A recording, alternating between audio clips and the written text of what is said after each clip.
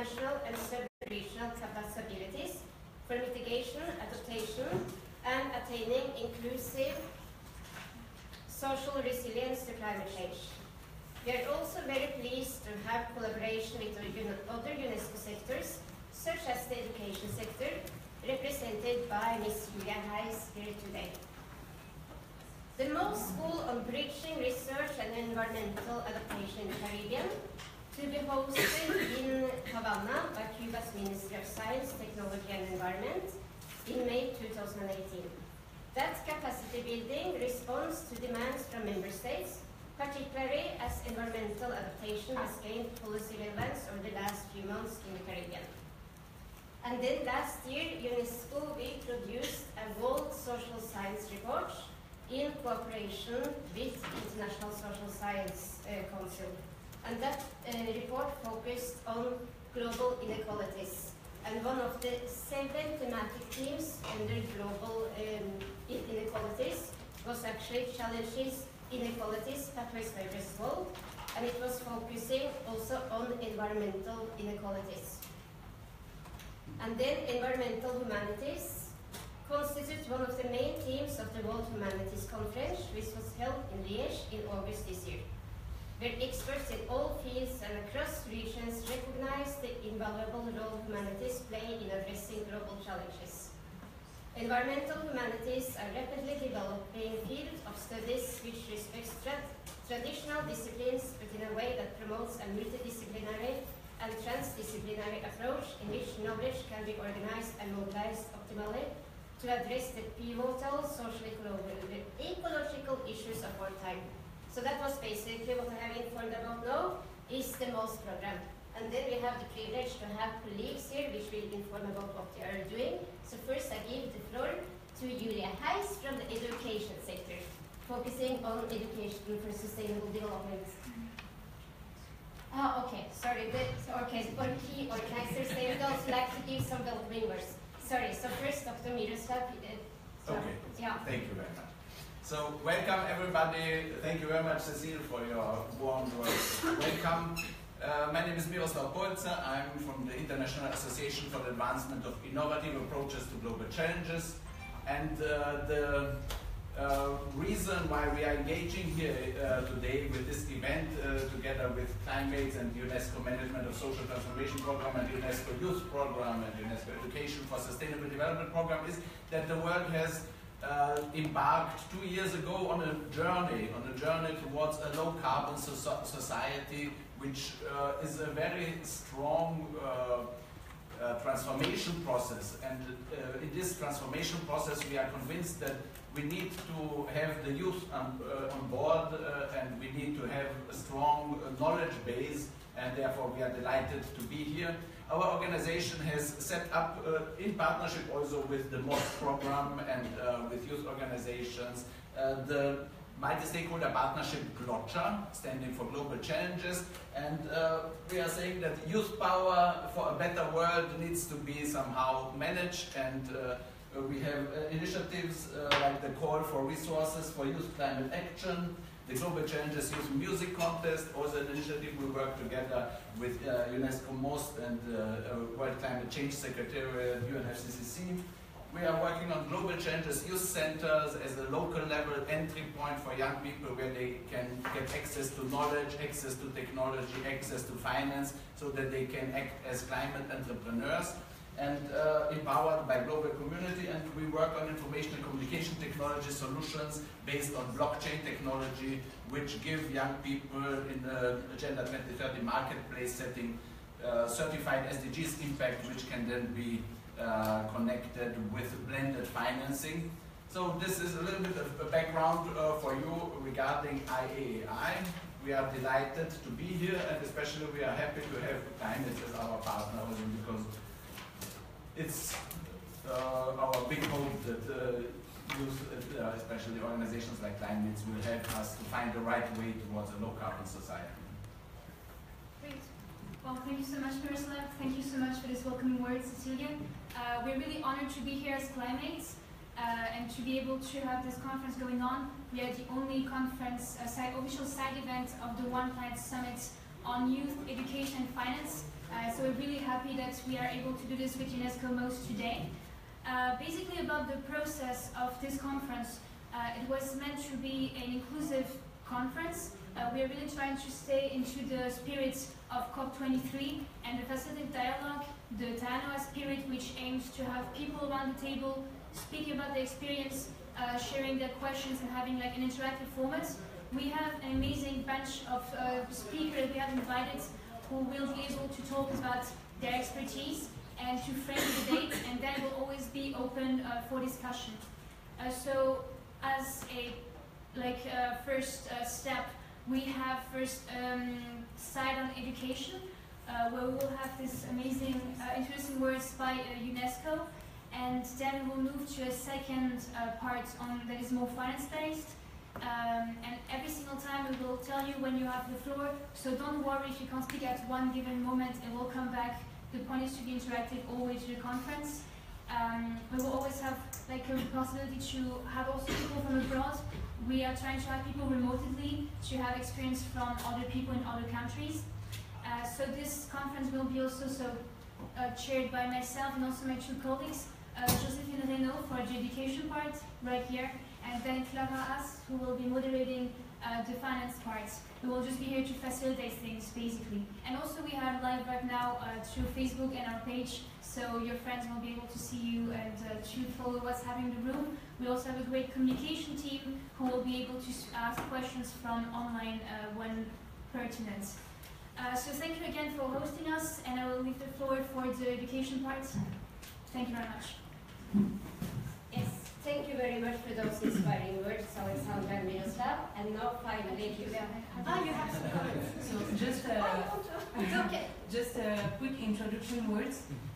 As young people, why do we talk about education? Because we are, of course, benefiting from education programs, but also because we are making climate change education. We are already in action, we are already designing education programs. We have many ideas, innovative ones, and sharing it at an international scale. So for us, there is no long-term strategy in terms of climate action without education and without youth inclusion.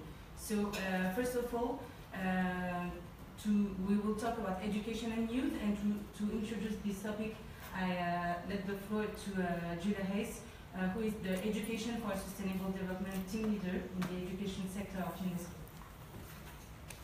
Thank you. Thank you very much for inviting me here and giving me also the opportunity to talk a little bit about UNESCO's position and some activities as well. I couldn't hold back, so I'm also going to tell you a little bit what we do in climate change education and education for sustainable development. I decided to make a PowerPoint presentation. My theme was introduction, so I felt very free to present to you whatever comes into my mind.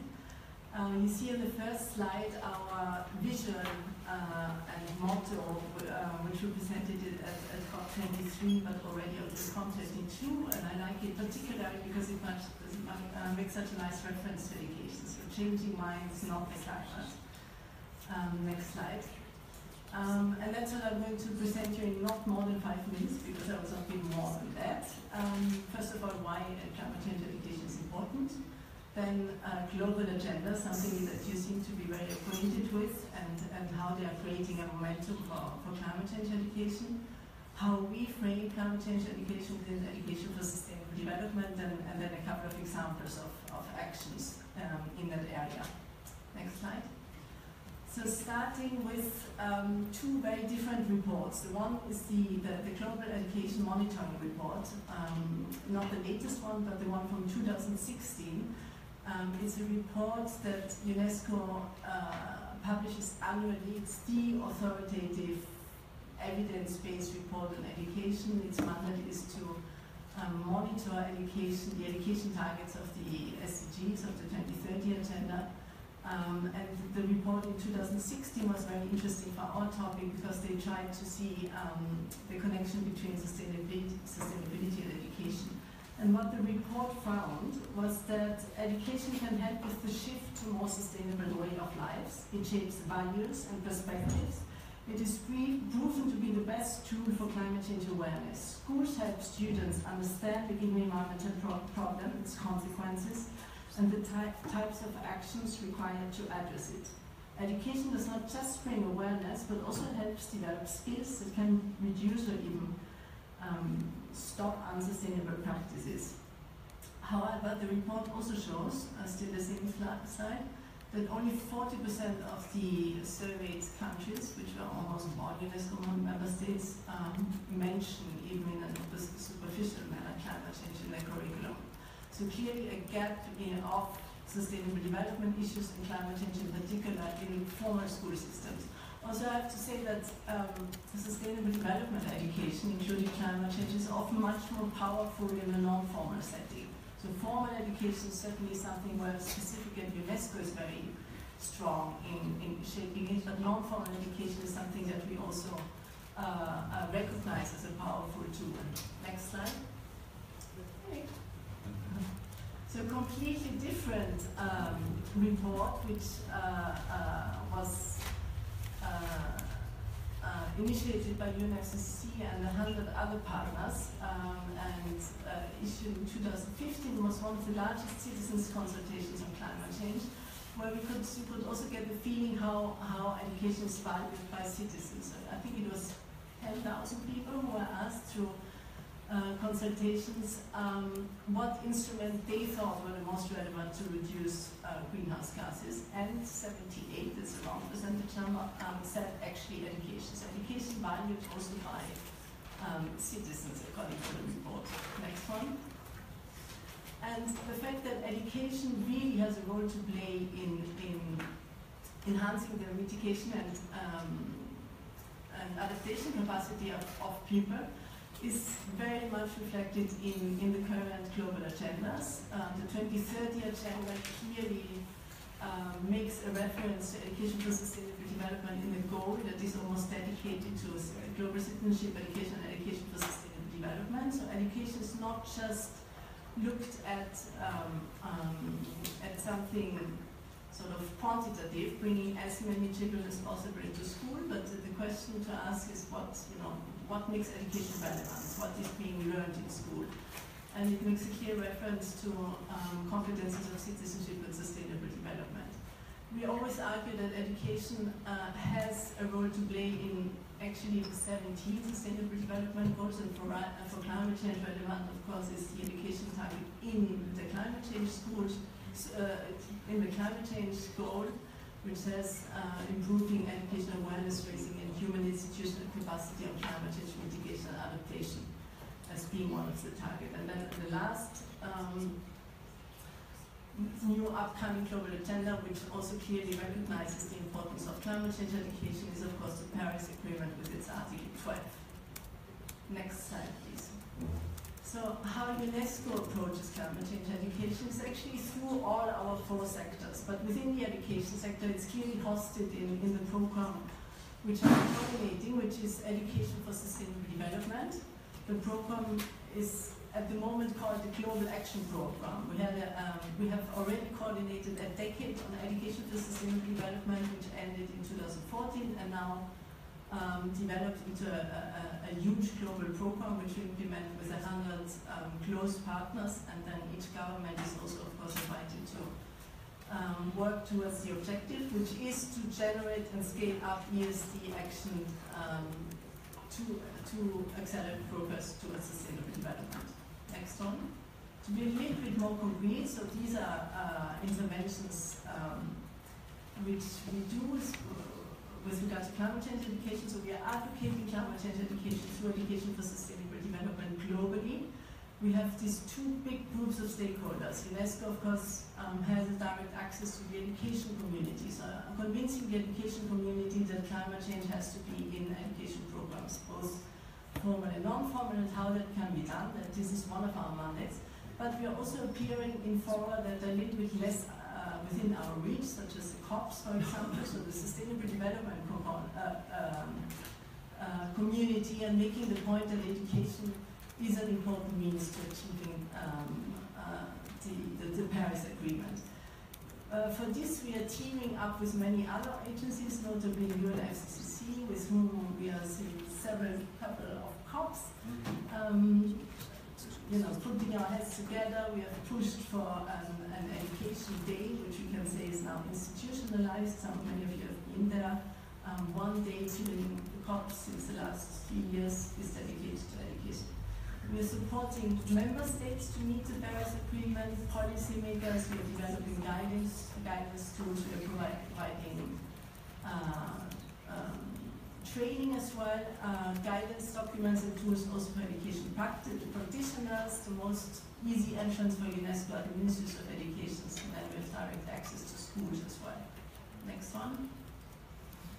Just to say that with Education for Sustainable Development, we are not only targeting sort of cognitive learning, so learning about the greenhouse effect and what it is, and what the human aspect, anthropogenic component of it is only one aspect. We are very much looking also at the social, emotional, and behavior learning objective.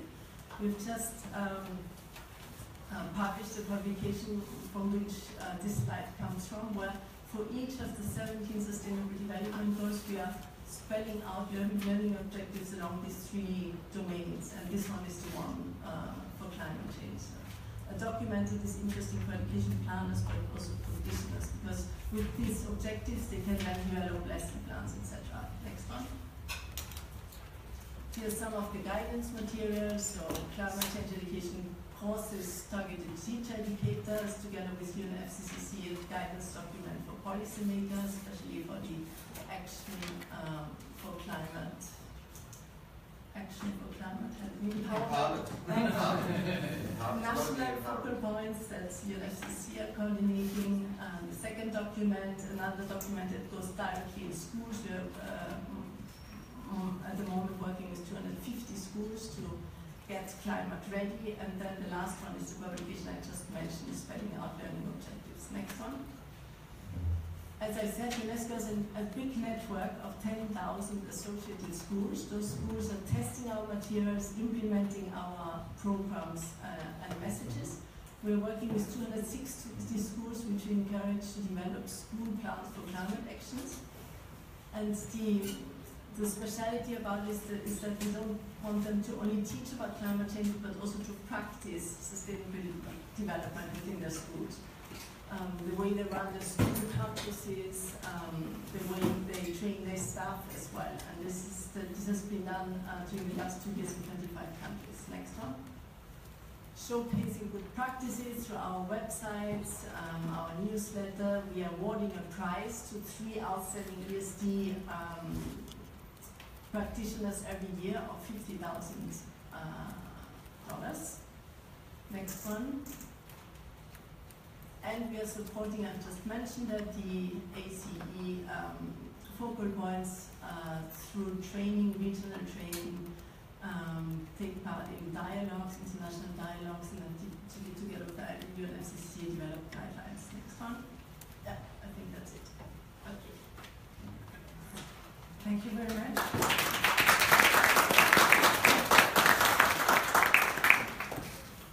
Thank you for putting an overview of global context on education, and during this event we will try to give you some examples of this international scale, but also of the local scale. And to complete this UNESCO point of view, I want to give the floor to Alexander Schwicking about youth and who is from the youth and sports section. Thank you. I will be quite short because, in fact, I'm talking about something that we do in your daily life, so it's a bit redundant what I'm saying. But it's interesting to pick up immediately from what Julia just presented to you. This is the theoretical and practical backstone on which we have to build the competences of the people out there. And in fact, what is amazing in the statistics that we have seen, how little people really are knowledgeable about what we are talking about.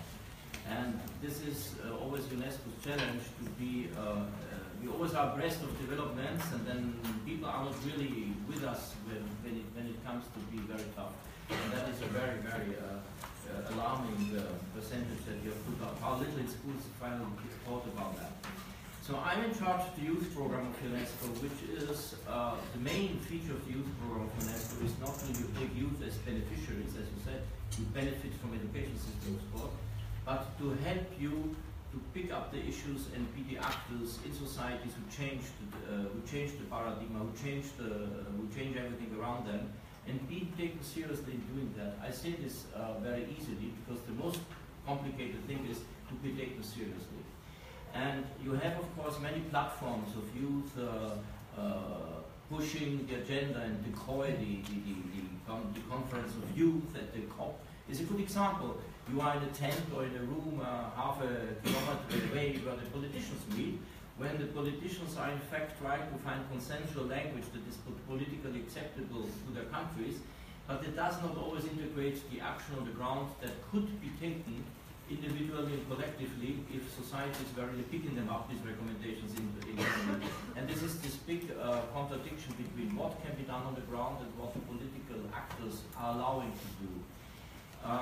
And we are so more on with the pressure groups that you are representing and with you individually through your action. We have in UNESCO a strategy that seeks to give youth the competencies to be active in the society, to help them to shape policies that affect them, which is of course a very complex issue, how do you participate in political discussions. But at the last part of this strategy is to give youth, to help youth to be civically engaged. The civic engagement is exactly what you're doing, each one in your environment. The civic engagement, you pick up an issue and you want to solve it with the means you have. And we have found out that UNESCO is doing much too little to accompany young people individually and collectively in doing that. And when I put it up on the level of an organization like UNESCO, it is of course very complicated because we are an intergovernmental organization. So how on earth can I pick up an initiative that you are doing somewhere in your country and help you scale it up, help you probably to find financing to it, help you sharing knowledge with your peers about the initiative that you have, so that others can pick this up. This is a huge endeavor, and that's why we, of course, do partner with different non-governmental organizations, the bigger ones, the global ones. But what we try really to do is to pick up the stories individually. And to give an example how this works, we have a biannual youth forum. The last youth forum in 2015, Miroslav, I think, I don't know if you were there or not, but we had this forum and there we asked young people to discuss what young people could do about climate change. This was a little bit stratospheric and esoteric because they couldn't really put the engagements into practice.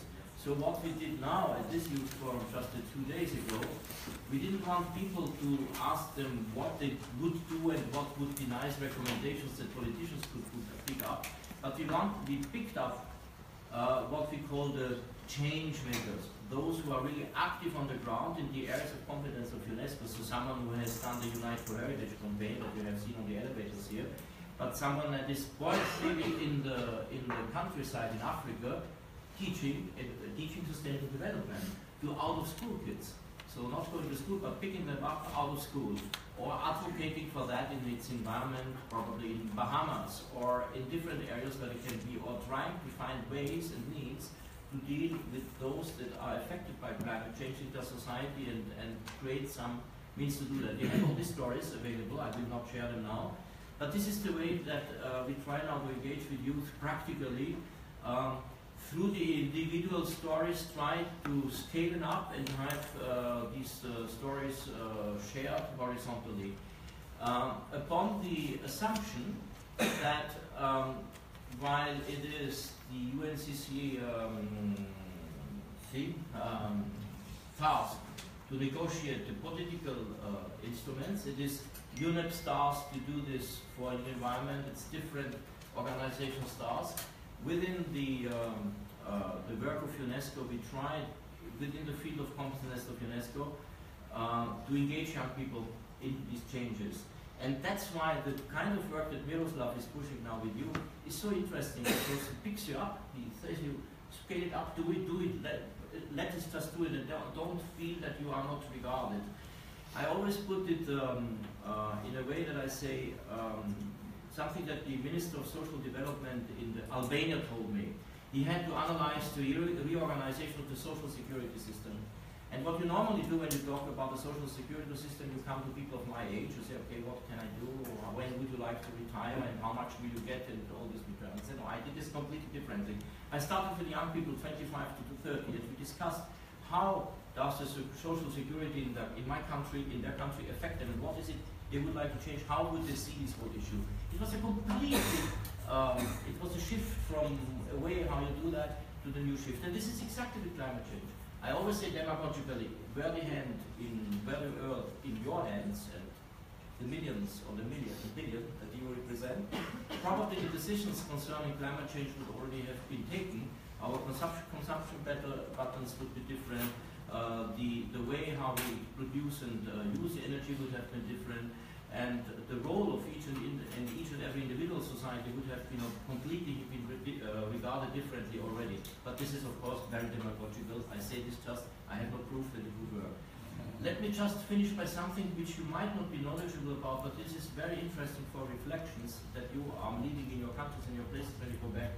UNESCO has just approved a very controversial declaration on the ethical principles of climate change. Go on the website, look at it, because it spells out the things that most developed world that is producing all the bad stuff has to take into account, and this goes far beyond financial compensation, which is the only thing that really is on the plate today, and which isn't sufficient at all. So it is interesting that your generation picks up these elements, and with your peers you can change the world. I don't think that we are still able to do that. I will really count on you that you pick it up and take your world your place, and we are just here to help you do that. That was a little bit fuzzy what we do, but we have a marvelous Facebook group that where you can also become a member and discuss and tell your stories, and we will pick them up and even make them bigger. Thank you very much.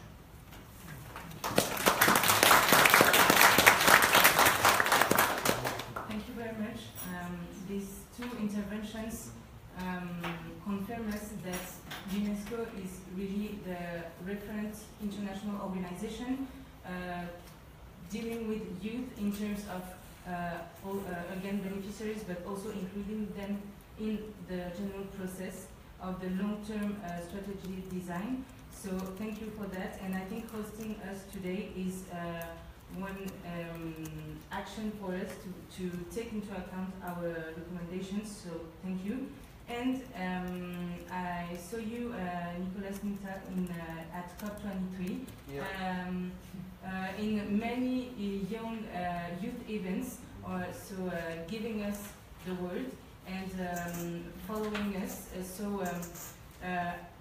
I want to introduce you, saying you that so you're from the UNFCCC. So UNFCCC is about the COPs, is about the Paris Agreement implementation now, and it's about ACE, Action for Climate Empowerment. So our first subject we want to go in because it's our main door open for young people, and I am the same age as UNFCCC. I'm 25 years old. So this is our world now, and the experts now have to give the floor also to young experts, because both adults and young are developing this expertise. So thank you for already including us, and I really would like your input on this conference. Okay, well, thanks very much.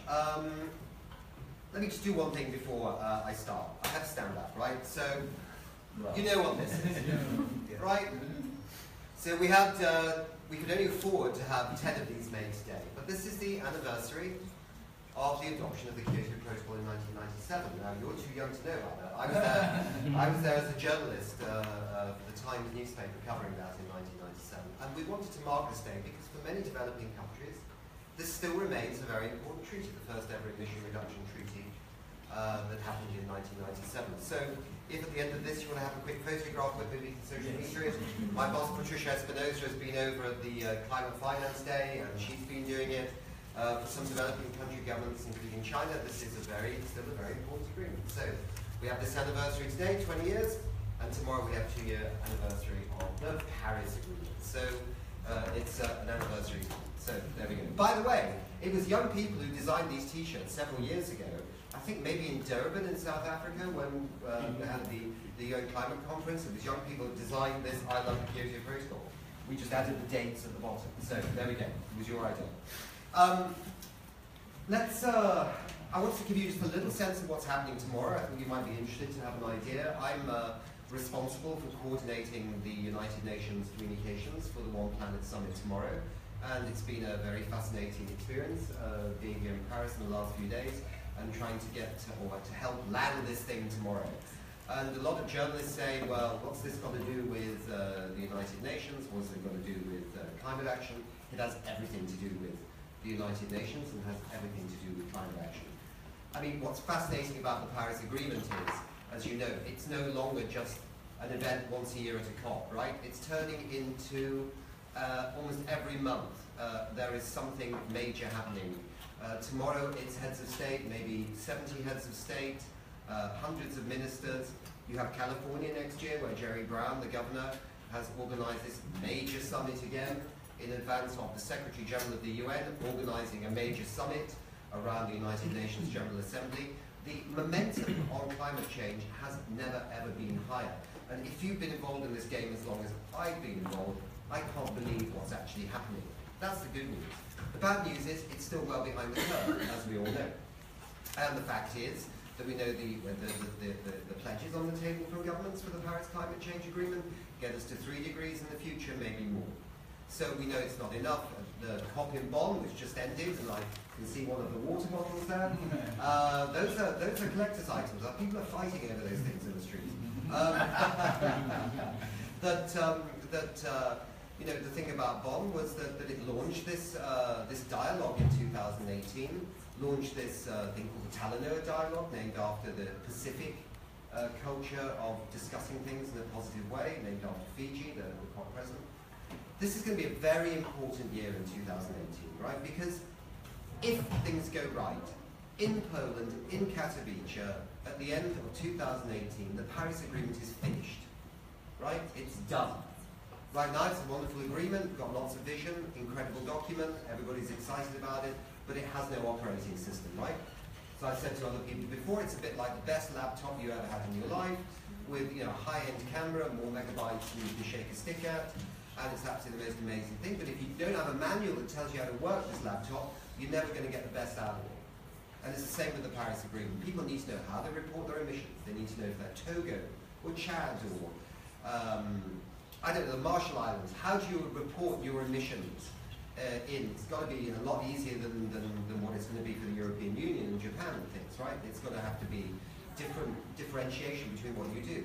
Do you report on financial flows? Do you report on adaptation measures? What do you give into the system so that everybody knows over time that everybody's being honest, right? That everybody's doing what they said they were going to do. So that's part of the operating manual. That's got to be finished in Poland next year. So Poland is Paris 2.0.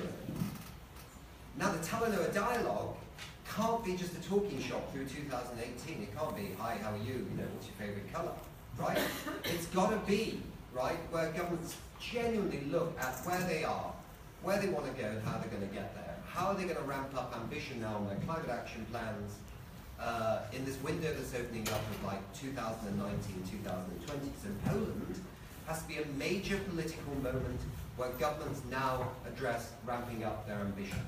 The good news on that is that if you read the International Renewable Energy Agency report in Bonn, many countries already have renewable energy targets way above what they put down in their Paris pledges. Way above. So there's already high ambition locked in. I think on renewable energy as well, there was another report in Bonn from the Potsdam Institute in just near Berlin, and Professor Rockström from Sweden, that basically said right now renewable energy has achieved Moore's law. Moore's law with computing, doubling every so many years? Well, it's like that now with renewable energy. It's doubling all around the world every 5.5 years. Now, if it carries on like that, certainly on the energy side, the Paris Agreement will be delivered. But on the agriculture side, on the forest side, and all the other sides, we are super way behind. Now, that's where this summit comes in, because we know one of the keys to this is finance. Finance on 2 levels. Projects that really start going to scale. So tomorrow you'll see a major project announced on women in the Sahel. There will be some projects on renewable energy in the small islands, and I can't really give it all away tomorrow, because tomorrow's a bit like the Hollywood Oscars, right? They're going to be opening these envelopes and making these announcements. Hopefully not La La Land type situation. They'll get it right, okay?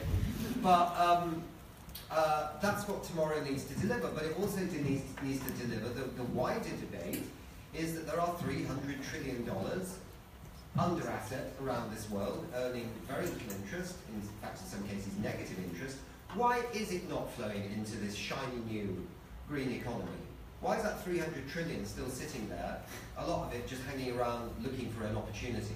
Because we know that the financial structures of the planet don't favour sustainability right now. That we've inherited a financial architecture of the last century which rewards short-termism, quick profits, and doesn't actually reward sustainability. Now, that is changing.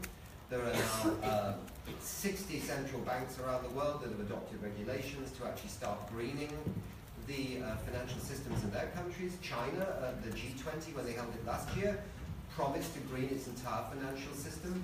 So it is coming, but part of tomorrow also has to be about moving the needle on that big prize, which is bending the curve in terms of sustainable investments, the 300 trillion that's out there, of which 1% or less is actually going into the green space.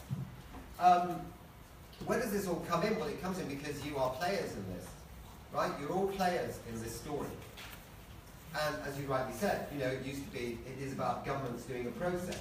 But the climate COPs, if you were in Bonn, there were 30,000 people there, of which only a certain percentage were governments, right? The rest were cities, businesses, NGOs, civil society, youth, right?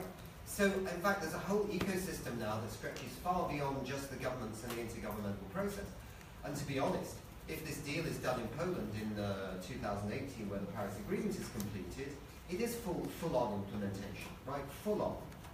So I think you've got multiple entry points, and I also think that UNESCO is doing a fantastic job. We're doing an okay job.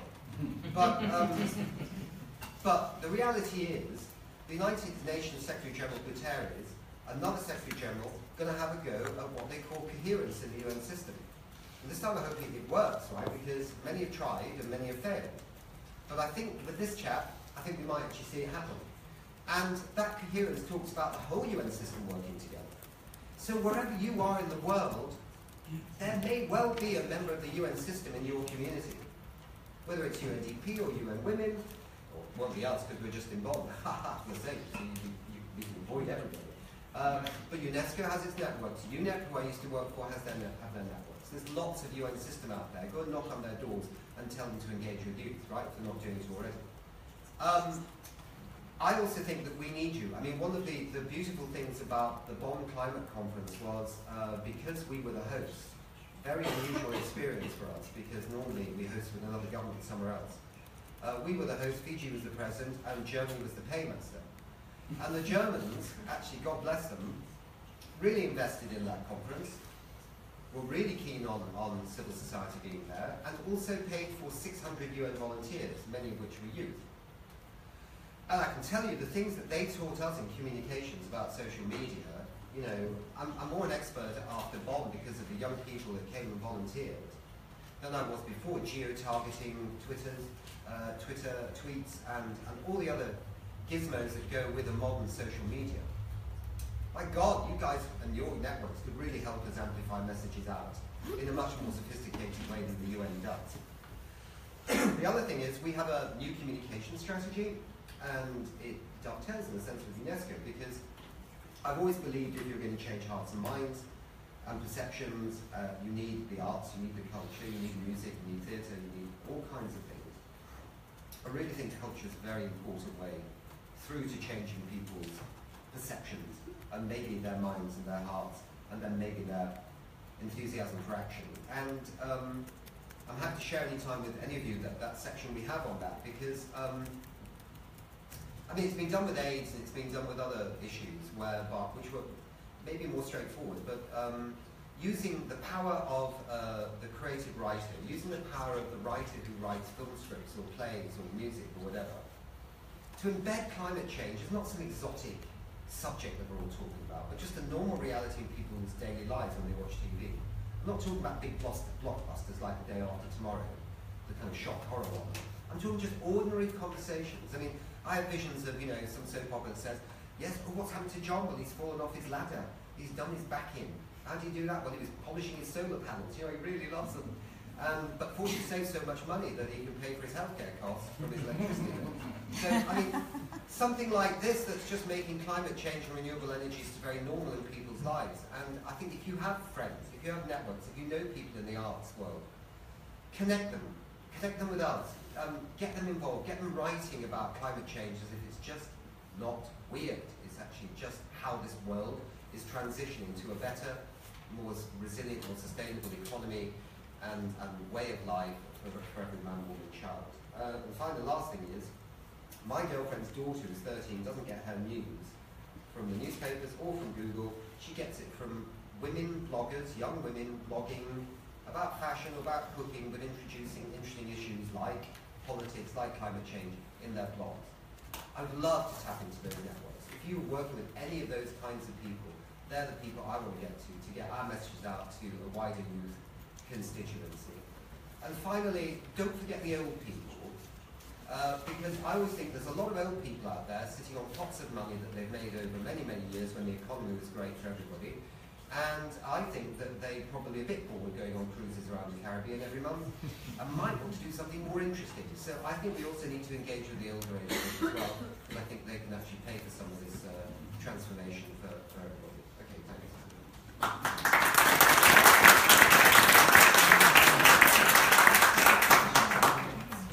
Thank you very much. So yes, we are already creating these synergies all around the world, and actually most of our speakers today will be speaking from different countries by Skype. And yes, we are already developing this operating system to implement the Paris Agreement. And I want to introduce Jonathan Guyot from the GERES, which is French NGO working mainly on energy issue and on climate change. So we can introduce you how education brings action and mobilization. Thank you very much. I'm very glad to speak today on this theme of education. We are an NGO. I'm not very used to make education. It's more like we act on the ground, but we understand that it's very important to educate, to engage citizens, to act for climate. So we understand the importance of young generation education because we have to understand the complexity of climate change, ecosystem dynamisms, and how humans are integrated in that. But to respond to the climate urgency, we have to act, we have to move faster, we have to engage all generations, like as you say, we have to engage all citizens to change their way to consume, to use energy, to move also, and also to eat. And so we have to bring education to all citizens, every people. Because citizens is also workers on firms that they can change their own companies. They are also inhabitants in cities that they can change the cities. So it's very important. And for us, for example, if you can change citizens in the companies, you can accelerate the transition of corporate social responsibility efforts. Also, when you work with the consumers, you can go faster, but also you can afford your sustainability goals with your consumers through your corporate social responsibility. And when you are a city like Paris, for example, with a climate plan, you can engage all citizens in the objective of carbon neutrality, for example. So for us, it's very important. And how we can engage citizens to act for climate. So education is a way. We have developed international solidarity program on climate change and sustainable development goals. But it can be difficult to make people act for climate when you saw all this complexity of climate change, you saw the consequences, you saw all this photo, it's like you freak out and you don't want to act for climate. So we take the problem at reverse. It's how we can invite people to act for climate. It's to put the daily action in their daily life. It's, for example, when you take a cycle, it's like you move, you use transportation differently, that you act for climate, and you have to make understand people that in their daily lives they already act for climate. And then we have to explain them when you act for this, you also support vulnerable communities. So we have made a movement with companies, collectivities, associations to try to influence, to change the way that citizens can act in their daily life. And our role as an NGO is to remember that they also support vulnerable communities in their low carbon development when they do that. So we make, in this movement, all the firms, all the collectivities are making mobilization through their consumers, through their collaborators to act for climate. And for us, as an NGO, we give education tools to remember as the citizens that they also act for them, but also for other people. So we have made this program. It's a program with French citizens, and we made some tools like a mobilization platform where we present a concrete action we can take all the day related to climate, but also to sustainable development goals. Because all, for us, we think that climate is a central issue for all the global goals. So if we want to achieve the global goals, we have to act for climate. So we can use this tool to present people very simple action like to pass to renewable energy connection, and we show them that they are acting for climate, but also to contribute to the energy efficiency goal, for example. So we make this tool, and then we explain them how they can go further, and also how they help people and to achieve all these goals in the Paris Agreement. So for us, education is essential, but the mobilization to engage action is necessary. It's like you finish the way to accelerate the ecological and societal transition, because we have now to respond to the climate urgency very faster. And also for us, youth is important because if you want to engage people, it's better when there are some people that can influence them, but not saying that they are not doing the good way, but showing the way step by step. So for us, also youth is very important because now there are more, it's a generation with more awareness about the subject, and they can change the mind of all, and I don't like this word, but all generation to pursue this effort at national level. Thank you.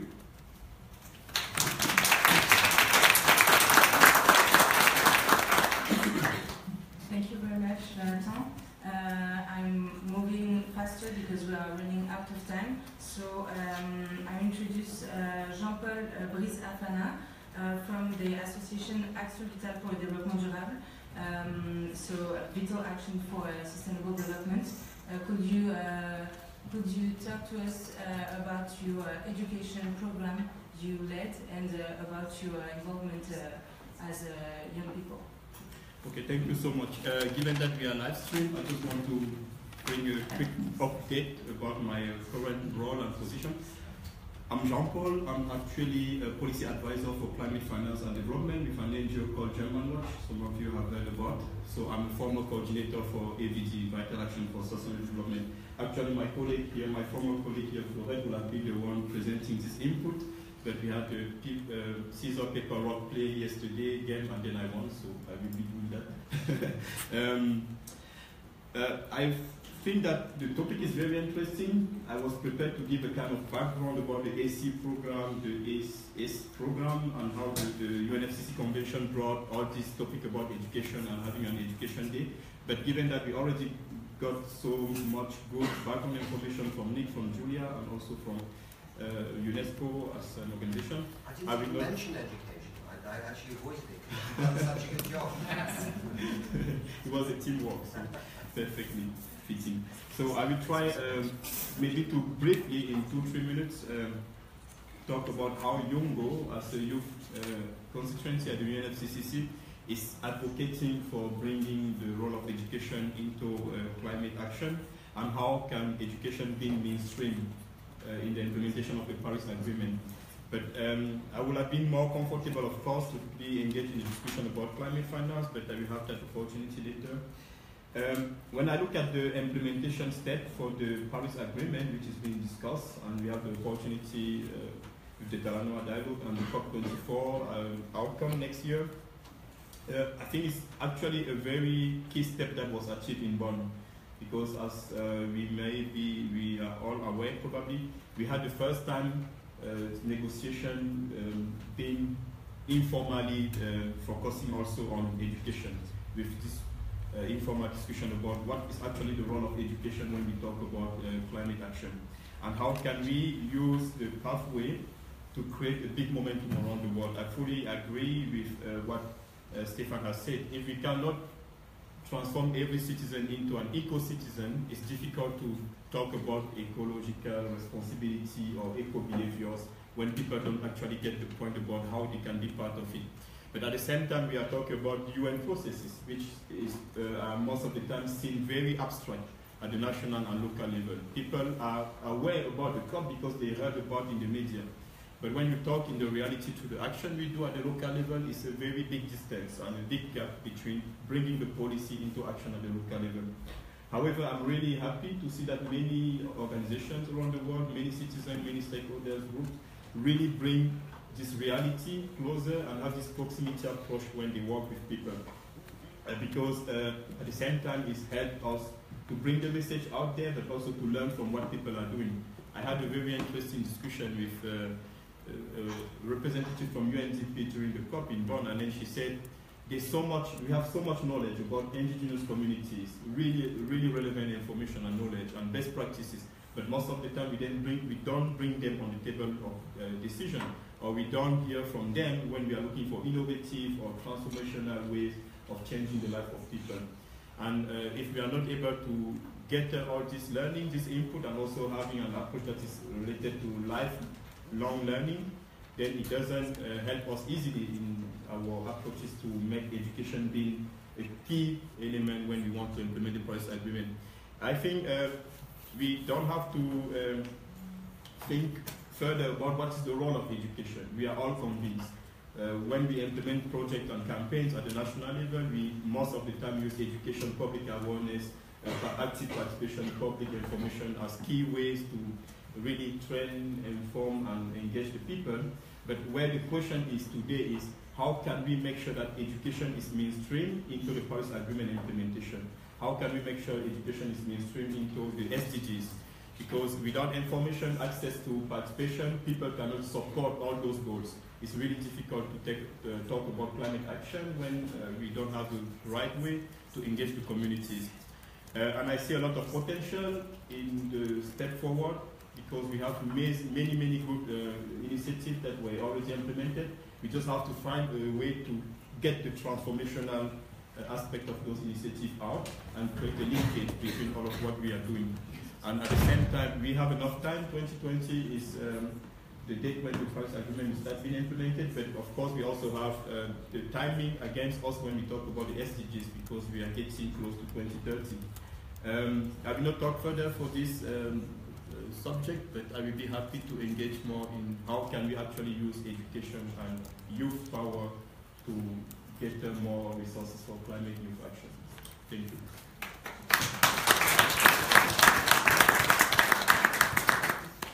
Thank you.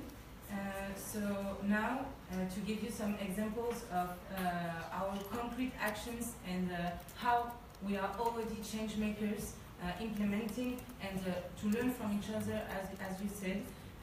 Let's begin our big travel around the world with Nohad Awad, who is in Lebanon, and so you can see her in Skype, and she's going to present you one concrete project she led in her country.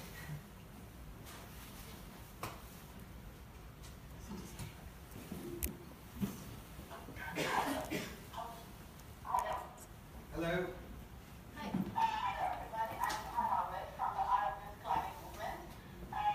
I'm also Elevation One Ambassador. I'm part of Kyoto and today I'm going to start by speaking about AYCM in general, and I'll be concentrating in my speech about AYCM and Lebanon work on education and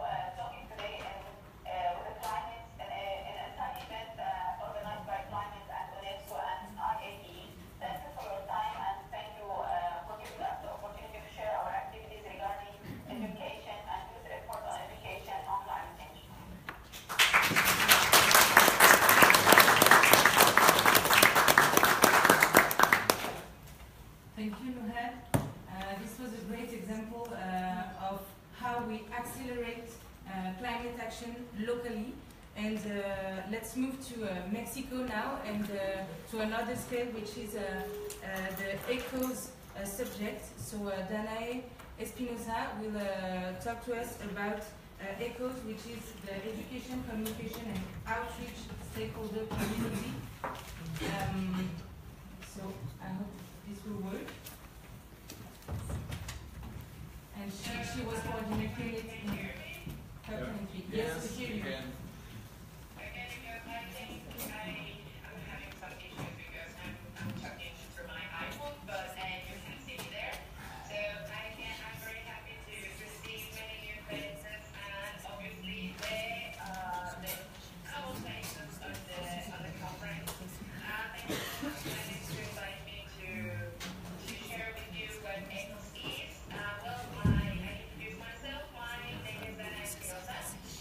Mexico City.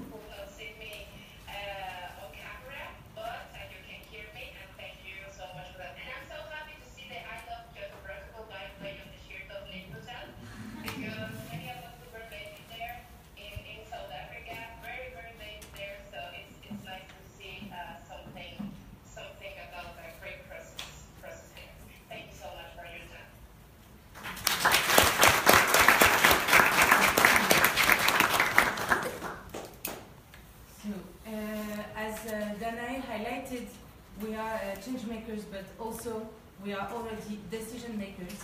And here in this room and also on Skype, I think we can hear later on some young delegates who are part of the delegations at COPs from France and Netherlands, to give you some examples. But now we are running out of time, so I would like to pass through the finance issue and angle, so that we can, as young people involved in education processes and climate action, enhance this global collaboration and scale up our project.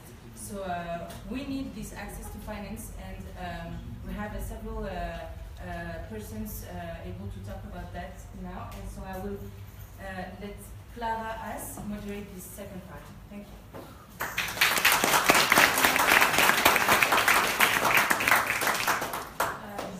So hello. I first would like, my name is Magnuson from UNESCO, Director of Partnerships and Outreach, and an expert in social and human sciences, to quickly introduce us. And because of the time constraints, I'm going to be harsh, and I will tell you when you have 1 minute left. So for all the speakers, your interventions will be 5 minutes and not a minute more. So you have the floor.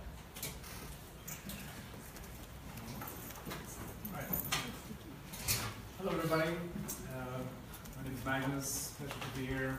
I'm quite new to UNESCO, joined just 3 months ago, background from the Swedish Foreign Ministry, other UN positions earlier, and most recently the Gates Foundation and a financial technology startup company in London, trying to solve the one of the elephants in the room that we talked about, namely foreign exchange risks.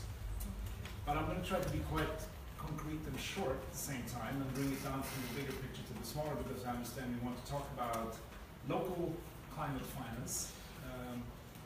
I assume that most of you are aware of the main developments during COP21, 22, 23, but maybe just to say that at COP21 probably was the first time when finance really kicked off in terms of commitments and large scale, and the head of the Bank of England, Mark Carney, back then said in his keynote speech in COP21 that climate change was the issue for the future of the financial sector. And I would add the insurance sector, certainly also, which is the biggest sector, by the way, in the world. And financial institutions and private investors finally seem to be getting the message. They've tumbled over each other to launch new initiatives on climate action in the run-up to and during the UN negotiations here in Paris 2 years ago. And the meeting generated new financial offers from lenders, and also highlighted new investment instruments such as green bonds, which were pioneered by the Swedish bank SEB, and has grown to a very large, I'll say, an asset class today. And then corporate bonds have followed, green corporate bonds. Also, major funds are starting to kick the carbon habit, where you see that some investors have signed up to quit carbon. Portfolio Decarbonization Coalition is one stream of work which manages around 600 billion in assets. This is 2 years ago, it's probably more now, and so on. Thirdly, new energy innovation partnerships, very, very important. Back then, 20 countries, including the US and Saudi Arabia and others, launched mission innovation to support clean energy innovation. Furthermore, countries are scaling up climate finance. Governments, as you know, have pledged climate finance to the Green Climate Fund. $100 billion, of course, not close to that still today, just I think around 10 billion, but it's growing. There's the Adaptation Fund, the LDC Fund, and others. And of course, climate change has been mainstreamed in many interventions throughout the multilateral systems as well, as part of the 2030 agenda. And then finally, seeing all finance through a green lens, and I think this is a very, very interesting development, which has grown incredibly quickly in terms of corporate sustainability, which in many parts of the world now are directly linked to the CEO level, not just in Europe, but in many other regions as well. where corporate sustainability is becoming at this one central dimension, in some cases the central dimension of the finance sector. Certainly in my country, I'm Swedish, it's highest on the agenda and has been for a while. Now, turning to this year's COP, one can see a continuation of these trends. I think the high-level finance for climate day at COP23 can be summarized to have focused on investments to reallocate capital flows towards low carbon and resilient growth, and with more additional upfront capital or risk sharing, and also to deliver financial returns and resources savings. Different terminologies there, but in general I think we're becoming much more savvy in the development space, and I think also in the climate and environment movements when it comes to financial terminology. We have to. Secondly, inclusion, to ensure that flows reach the countries and communities with greatest needs in terms of both sustainable growth and reducing vulnerability. Integration, to make the long-term consequences of climate change and wider sustainability factors a routine part of financial decision-making. Innovation to enable Green Deal flow, particularly risk sharing for emerging economies and frontier markets, and for domestic markets to grow. Fourthly, infrastructure development that provides climate resilience, tapping the financial systems not endless, but with large capacity for innovation and speed of action. And finally, transparency on finance and investment through simple and harmonized approaches, norms, and standards. These were the themes discussed this year. Now to bring it down to a local level, I think here we have some elephants in the room that I started out mentioning. One is the foreign exchange risk that becomes very hard to deal with when you move down the scale into local finance, whether it's adaptation or mitigation. What it means basically is that if you're working in any other market than the main currency markets, the hard currency markets in the world, you're dealing with a very large risk. There are several risks, of course, that one takes into account when doing any bankable project. The foreign exchange risk is typically the biggest one, and it becomes bigger the poorer the country is. And if you go into a small project, it's very hard to hedge for it. It becomes very expensive to hedge for it. So basically, it prevents you from using fully commercial terms or approaches to finance local climate, mainly adaptation investments. And therefore, the multilateral system, the bilateral development agencies, the private foundations need to focus more on credit enhancement instruments for the smaller scale investments, in my opinion. You have some of those today that typically focus on the interest rate dimension, which is another risk level, and something that prevents a lot of local finance to be applied. The third issue is, so basically the interest rates are simply so high, and you can ask why are they so high? And one answer to that question is that deal flow is very low. If you have very low deal flow, you have a very low incentive or capacity by banks to actually go into investments, particularly the smaller types. So it's a chicken and egg situation in my view, where low deal flow influences lack of interest by banks to get involved. High interest rates, on the other hand, lock money into interest-bearing instruments instead. And this is the situation that does not exclusively prevent climate investments to happen, but really investments across the board in smaller scale in most emerging markets, not just the poorest ones. So we're really seeing a huge issue here with terms of finance and with foreign exchange risks. Of course, only when money from the outside comes in, procurement happens from another currency I mentioned. So what are the solutions for this? Well, I ran one program in a former capacity at the UN Capital Development Fund in New York, where we tried to develop a fund, basically, that would cover any lack of finance during the entire investment process, from the development to the actual closing of the deal, for small-scale investments from around $20,000 up to below $1 million. So way under the radar of IFC, for example. and typically also under the radar of local banks, strangely enough. But what we found is that there was some capacity in countries like Uganda and Tanzania to actually go into project finance deals. There was very little deal flow, huge needs, huge opportunities, but very little deal flow. So the first valley of death in the investment cycle, so to speak, is to provide resources to develop the deals into bankable deals, right? Or to develop rather the needs and opportunities into bankable deals. One great example is when you see marketplaces that have been around for sometimes centuries, still without a roof, still without proven facilities, but a stream of finance coming to them, revenue every week that cannot be banked because it's too small. Now that is a deficiency in the environment, in the ecosystem, that also then impacts local climate finance. So these things are very closely linked, as you need to deal with them as not necessarily a climate issue, you need to deal with them as a ecosystem issue. So the fund we set up that had around $20 million was able to cover some of those project development deficiencies in the system, also provide due diligence costs for banks if they didn't want to take it themselves to assess the deal, and then to credit enhance the banks to actually go into the deal by subsidizing the interest rates and or deal with foreign exchange risk. So we used aid money to basically fill the valleys of death, as they're called, along the whole chain. And to our surprise, a lot of donors were interested in that because it made the investment climate real. It's not real when you have a 20% interest rate. It's real in the sense of appropriate or possible. And if you're dealing with an exchange rate risk of 50%, like in many countries that are, especially those that are linked to one commodity, like Zambia and copper, for example, I mean, how do you deal with that risk, right? So there's these are inequalities as well as inefficiencies in the global system.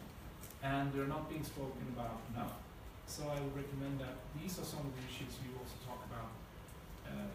Capacity is also an issue in terms of local engineers that can actually develop a project into a bankable project. But it's again chicken and egg. If you don't have banks interested in those deals, if the terms of finance are not conducive, you will also not have engineers that work in that space. Right? So it's really about kickstarting that space to allow these smaller projects to happen. And aid can help, but aid can never fill the gap. So.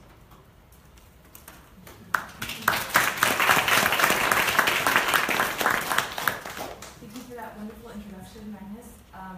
We've also prepared a document, so we're aware that the people in this room are a mix of professionals from the education sectors and from the finance sectors. And these are worlds that are not very used to working together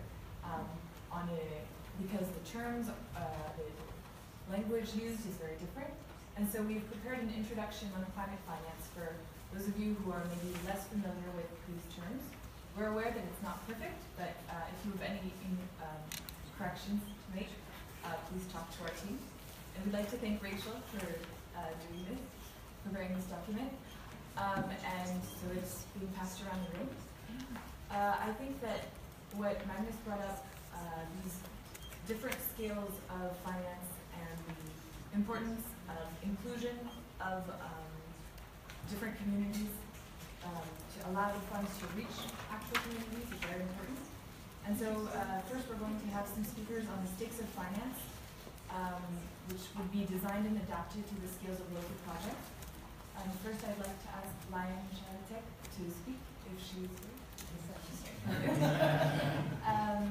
So I'll let you go ahead, and I'll signal 1 minute with my hand. That's okay. Well, thank you very much.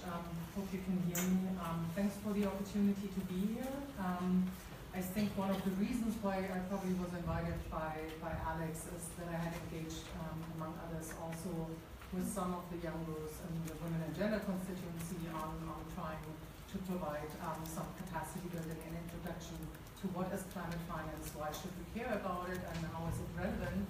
And Magnus gave in his introduction, I think, a perspective more from a private sector, a banker's perspective. I want to focus a little bit more on the public climate finance side and the requirements and also existing shortcomings that I think I see in public climate finance provision, which particularly hinder the advancement and consideration of local projects. Very often it's a question of bankability. sometimes it's a question of foreign exchange rates, and obviously one could consider approaches where you have local currency lending that might provide some solutions. But very often it's also a question of conceptualization and the matter of whether you're bringing in communities, women, youth, indigenous people to be part of actually the design and conceptualization of projects. And I think there in that area particularly, public climate funds have a huge responsibility, including in the engagement or in the use of public funds to leverage private finance and in public-private partnerships. So I want to focus on that. So Alex asked me to look in particularly on the shortcomings. And so I've listed, I think, a couple that I want to highlight here. First of all, and I think it bears saying, even though it should be very clear, we still have a lack of meaningful and fully participatory consultations in the earliest stages of project design through then also project implementation. So the full cycle.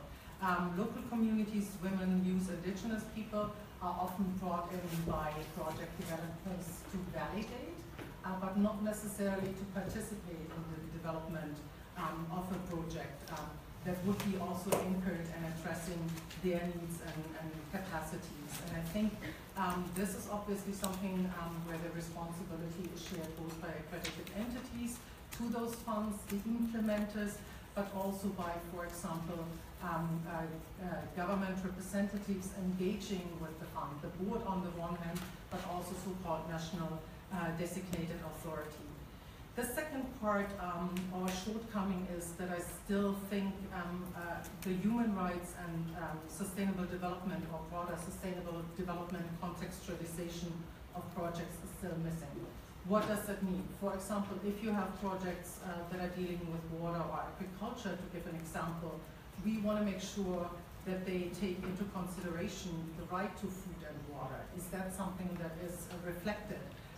Do then communities, women, youth, indigenous people have a voice in a decision-making role? For example, if it involves resource management structure, one could look at, for example, equitable water user groups where women and men, boys and girls have a role, or also farming cooperatives. So do they provide multiple benefit? I know there's a huge focus, for example, on mitigation, on reducing emissions, but if it reduces emissions and basically undermines the sustainable livelihood of people in the communities, it is not a good climate project. And we need to be much more outspoken about that, even if it is bankable, even if it provides foreign exchange, hedging, and coverage. It's just not a good project and it should not be done. Third, the participation in planning processes, and this is crucial. Project pipelines, particularly also for the engagement in public funds, come from country programming, country investment plans. And whether stakeholders such as women, youth, indigenous peoples, communities have a role in the elaboration of those plans also then has a bearing on what projects come into a project pipeline. So again, inclusivity and full participation and meaningful participation is important. Another shortcoming that I clearly see is that most projects also don't clearly define the role of local communities as beneficiaries and not clearly elaborate what kind of benefits the project is supposed to bring to them, what roles they should have. There, I think we still follow something that we have had in economic liberalism, unfortunately for the longest time, namely the expectation that somehow direct benefits will incur as a trickle down. But it's not going to be happening if it's not part and plan of the full conceptualization and the project development. So we need to start there a lot earlier. So what is needed in supporting the implementing capabilities of local and community actors? First of all, we need to make financing more directly accessible to local and community groups, and to do that in tranches that can be used by them, which is usually what in the finance world is considered micro or super micro or super micro So we are often not talking about tens of billions, but maybe 50,000, 100,000. Those funds have a role to play, a significant role to play for local projects and communities, but they are just not accessible right now through the existing public funds. So direct access and enhanced direct access approaches, which devolve decision-making to the national level, for example, for programmatic approaches, can provide an answer. Because you could, for example, conceive of setting up national level small grants facilities or small grants approaches under such an approach. And honestly, I think it's also not clear why a public sector project with maybe tens of millions and God knows how many sub-projects should not include also the provision of small scale financing as part of that. We also need to increase, and I completely agree with Magnus on that, approaches to access finance for micro, small, and medium-sized enterprises. And I want to point out the micro level here particularly because it's often forgotten. This is the micro and small scale sector of business is where most of the local economic activity is concentrated. If we leave out that sector, we leave out their opportunity to access financing. And it's, for example, through the provision of green credit line through local financial intermediaries with patient maturity and where concessionality is passed on through those final beneficiaries that can make a difference. Lastly, I want to point out the role of the implementing entities because we know that in public financing, large implementing entities and intermediaries such as multilateral development banks, UN agencies, or bilateral aid agencies or development banks will continue to play a large role.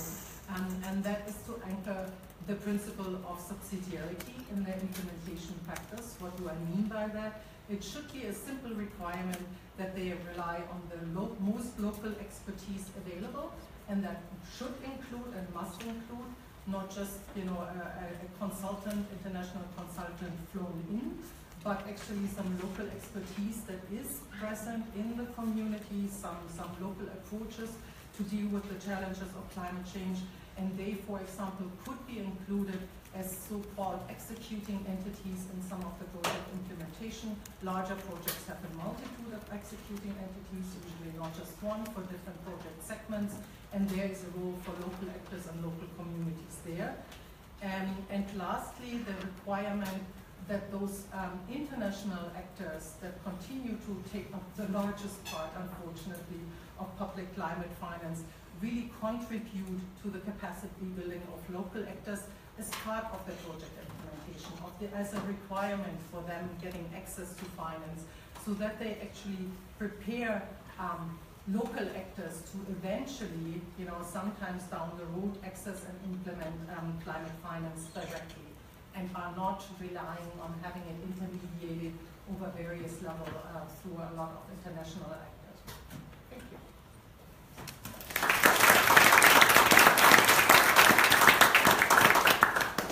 Thank you so much, Jan, for this identification of the shortcomings and your recommendations. I think they're very concrete, and they emphasize that participation is really crucial for targeting the right beneficiaries for finance and for getting the finance to meaningful projects.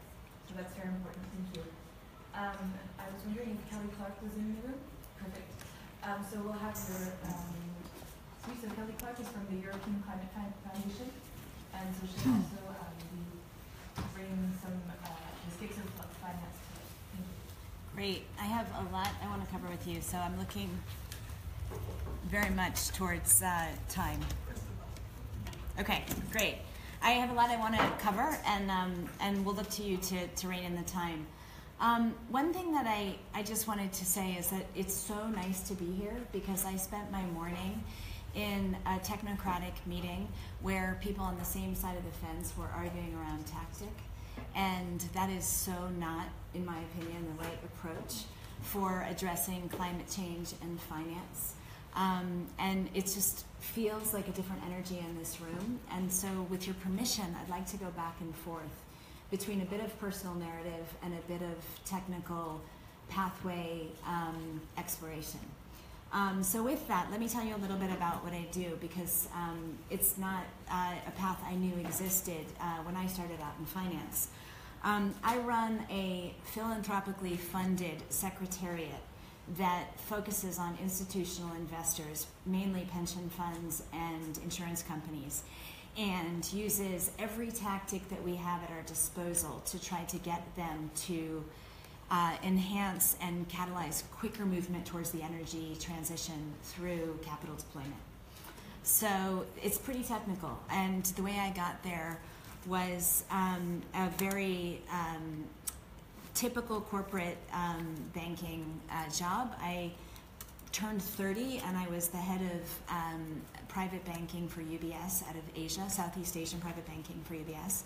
And I had this moment where I woke up and realized that I had absolutely no voice in the sector that I was involved in, and I had some gray handbags, but that was really it. You know, I had a little bit of disposable capital, and left banking and worked my way from impact investing through to where I am now. And it's been a really interesting path. And the reason why I tell you that is because I think that finance is rapidly changing, and it's a place where I think now, and certainly in the next 36 months, it's a place where people who have a voice and have strong views and goals on the just transition and climate change can go and be effective. And I think that that is something that I never would have been able to say even a year ago. The other thing that I just want to say before I get into some of the more technical things is, for me, the financial lever in regards to climate change is very personal. There is not an element of our entity as, you know, human citizens that doesn't in some way rely on the interaction between climate change and finance, whether it's because we have kids and they are going to need to live in a 3-degree world if we don't work in this, or because we love nature and want to go see the fjords in Norway while they are beautiful. Like, whatever your personal element of this, it's personal for all of us.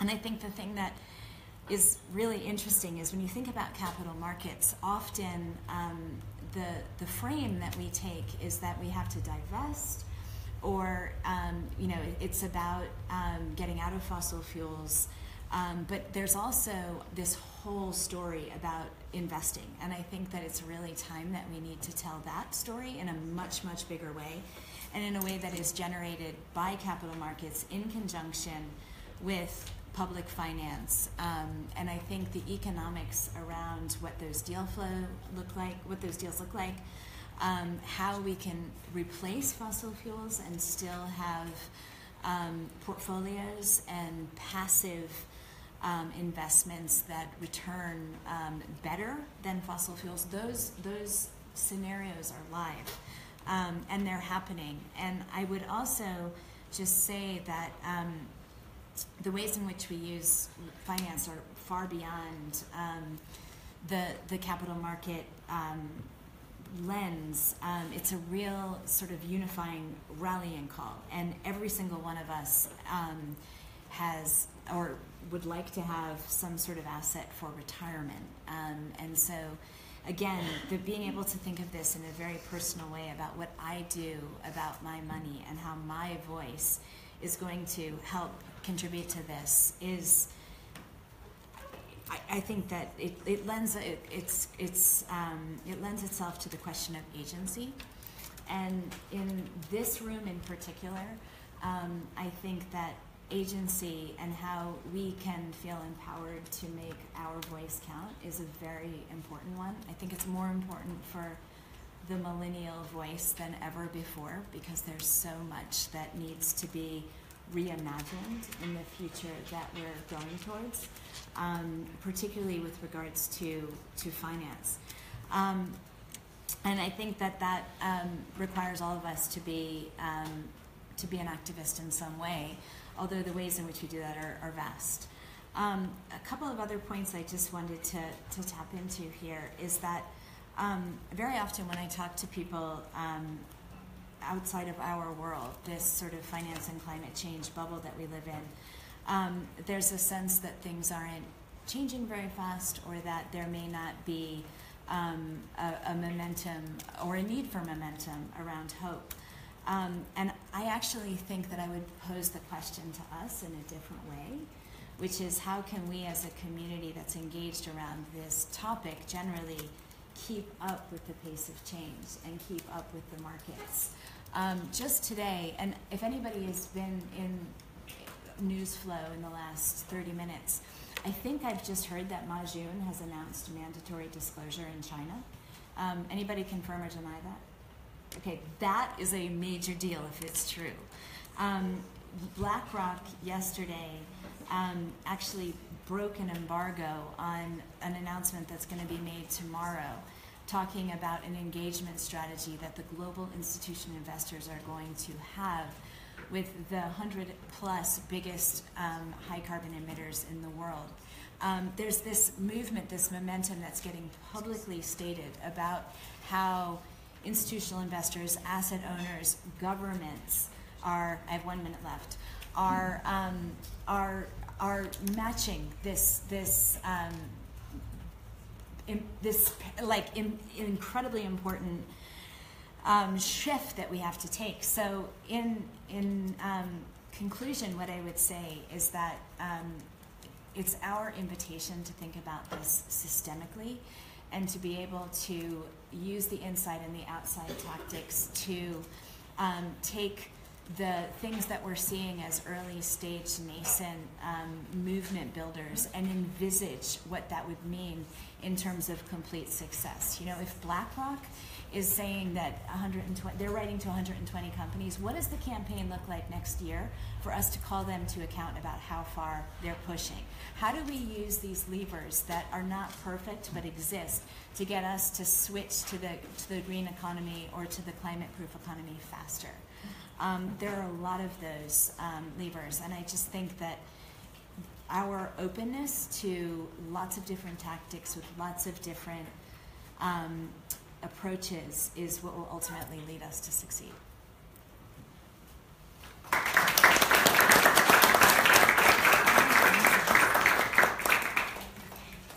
Thank you so much, Kelly. I think that's really crucial that we keep all those ideas in mind, especially on those outside and inside tactics. It's good to know that there are ways of thinking that are coming from different places and that we're taking them all into account. I'd like to invite Ludmila Strakovskaya to speak. She's a PhD candidate in law and fund finance, and so she will say a few words. So I'll do her 1 minute time. Okay. Can you hear me? Is it on? Okay, Yeah. good. So, as Clara said, I'm a PhD researcher at Paris 2 University here in France, and one of my major questions that I treat in my PhD research is fiduciary duty of pension funds and institutional investors globally, insurances, and investment managers, other investment managers. Why it is important, I will not talk about institutional investors and their tactics. I will not talk about asset management as it is, decarbonization, carbon footprint, ESG integration, or whatever it could be as tactics. But I will talk mostly from the point of view of us, I mean general public, how we perceive all these investments, what financial products we can have today, what is offered, and what is understood actually by general public. Well, fiduciary duty is a group of duties that institutional investors or any other asset manager or investment manager has in front of contributors, so in front of us. When we give a pot of money every year to pension funds to secure our retirement in some time later of our life, this money is managed afterwards. And the pension fund that we use has a fiduciary duty before us, so in front of us. So this pension fund should, it means that we could probably influence the management. We could probably say our word on the management that the pension fund uses in its strategy, financial strategy. And the thing is that the fiduciary duty is a trust relationship. It means that we should be secured and we should be assured that the pension fund acts in our interests. But what are our interests? And this is the major problem, because today young generations just cannot understand what could be the particular interest in their financial management. Because first of all, we should secure our money. This is our main objective. So this is the point that we are sure of. But should investment managers take into consideration other criteria than financial performance of our investments? Should it be taken into consideration, and how? And this is the information that we don't have today as clients, as contributors. Several studies mentioned that absolutely sure people are aware of the problems today of climate change, wars, inequality, and other types of problems that are framed in their sustainable development goals. But they cannot perceive the solution of these problems through their portfolios, through their pension fund management. And they don't understand what is ESG integration that is applied by the pension fund. So ESG is environmental, social, and governance criteria applied in the management of the investments by the pension fund. But it is something, it is a language that is not understandable by the general public, by actually us. And this is where I come back to the subject of our meeting today. It is education and climate finance. It means that we are today in lack of education and information generally about what is happening in the sustainable development finance, in the climate finance, or whatever it could be called. So we're really in lack, and that is where I mean UNESCO and your... Okay, there's a little technical problem.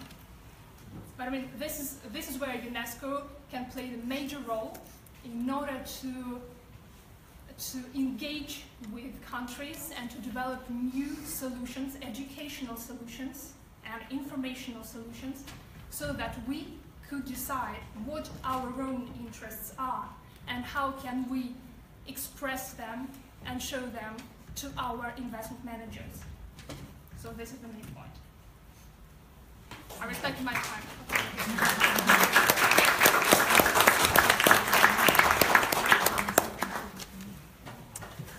The timer hadn't even gone up, so thank you so much. So if you have questions, you're welcome. So we'll be taking questions after the whole panel, so, and it will be a more open discussion. Thank you so much, Ludmila. I think all our three speakers have really and Magnus drew a really great portrait of the stakes of finance today, all for contributors, for beneficiaries, and for the general public. It's pretty clear for us. We're going to move on straight to how youth can access climate finance and be integrated into the design and decision of big climate finance projects. And so with us we have three great speakers. So I'd like to ask Alexandre Laval is here. Perfect. So you can go ahead and I'll say and do the 1 minute. Thank you. Maybe I will start to present myself briefly and then to develop some ideas and actually some solutions from my experience on climate finance. First, I'd like to say that I manage an advisory company. We're based here in Paris, and we do mostly project finance for the main agency, UN agency, and bilateral agencies. So we work mostly with developing countries. So most of my experience is on that side, although in the past I used to work also socially responsible investment. But I think what I will say is really that when we speak about youth, if you look at the age pyramid, in Europe, 25% of the population is less than 25 years. Total, it's something like 40%, 3 billion people are less than 25. And if you look at the least developed countries, Africa, we are above 60%. So it's quite a huge difference. And when we address this problem on climate finance, mitigation, adaptation in least developed countries, it's directly, the majority of the population is less than 25. What I want to start with is to say how, what is already existing, because we're not starting from scratch. For already many years, there are some funds available for least developed countries on climate change. It started with mitigation, now a lot on adaptation also. And it's true that in the way we work with countries, first, most of the time it's grants. That's a fact for many years. So, and about among the criteria to develop climate, change projects, so to say, there is no criterion about it's gender is something that is present systematically, and I would say that's the way we address that aspect in our project. But it's, in my opinion, I think it was said earlier, it's not enough. So we have to think about how to improve that, how to work on better criteria to focus on the best targets. Jan was saying that local communities is one part, and it's definitely one important aspect in least developed countries. Now, my experience is that in many cases, I had a lot of experience of project where the climate fund, the money that was there earmarked as climate, went to the right population. So this is something that first I want to pinpoint it, that they're good experience, they're good cases, and we should start working on this, how to increase the flow of money based on these positive experiences. What is happening also in this improvement, I would say, is that there is a shift during the 10 past years between a flow of climate-related money from north to south. At the beginning, it was really on mitigation, and when it was related to mitigation, it was not necessarily going to the proper category. So not really. It was really big projects mainly, and which is good. But with adaptation project, we have more. Also, we have a better target towards a younger generation, younger farmers or whatsoever. And that happened during the 5 to 10 years. Before that, it was less evident to see climate finance going to a younger population. Now, among the solutions, I think that in the developing countries, what is really missing is indeed venture capital and seed funding. And this is where we need to further work on this aspect, because I believe also strongly that we're not going to make it work now north-south just with public climate finance. Hence, working on the private climate finance and all the different tools is important. There's a lot of work to do, but it's really, at least when you speak with the people from the Green Climate Fund, really difficult to find some people that are really believe about private climate finance. That's where the effort should be going. Just one last thing is that we are speaking about insurance. When there is a climate extreme event, like a hurricane, and there are many studies working on that, you see that most of the flow is not from the international organization.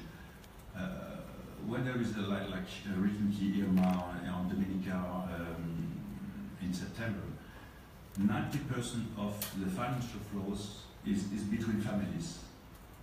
And we are not talking about that in case of extreme events. And that's the strongest insurance tool. But there are very little research on that. And I think part of the solution is also to work on that. I have many people from developing countries that are telling me we have more and more demands to have investment funds in our country with people that live abroad, but they want to invest in their home countries. And that people don't know how to do it. So this is again a pledge for private finance in these countries. Thank you.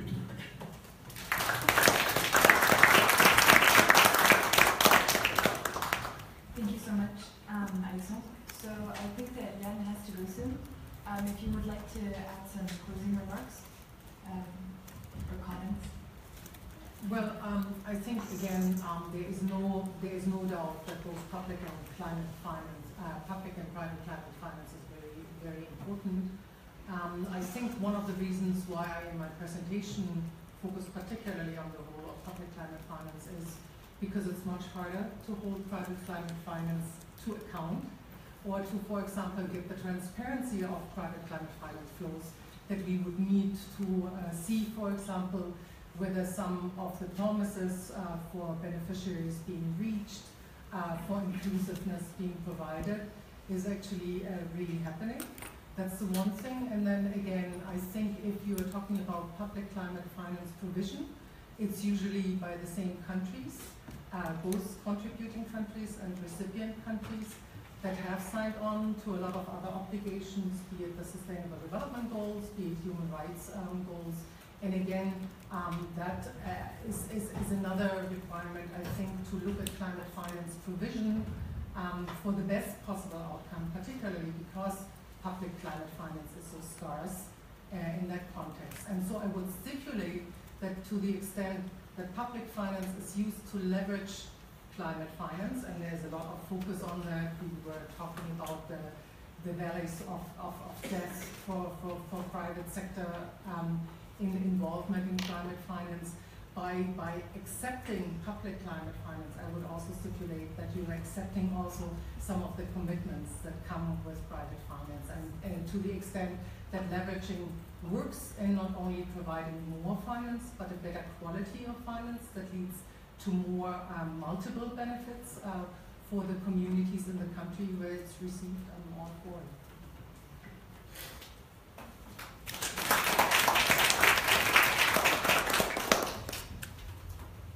And I apologize, I couldn't have done So thank you so much. Next, I want to ask Johanna Schaefer from the Bond Lab to speak, and then we'll have you closing at the end. So again, if you can tell us most about the youth access to climate finance. Yeah, thank you very much, Liam. It was a really great contribution. You can also give me your card. I like it a lot. So what I want to say is that in 2017 we should not only talk only about climate finance, but about financing the SDGs. So it's about more. This is also what you said a little bit, yeah. I think I did it. So what I did today, I prepared six solutions for you. Sechs in German. Okay, I'm sorry, I'm German. I'm from Bonn, by the way. I was at the COP during the whole 2 weeks. And yeah, my 6 solutions are, merci beaucoup. So, first of all, choose your profession wisely.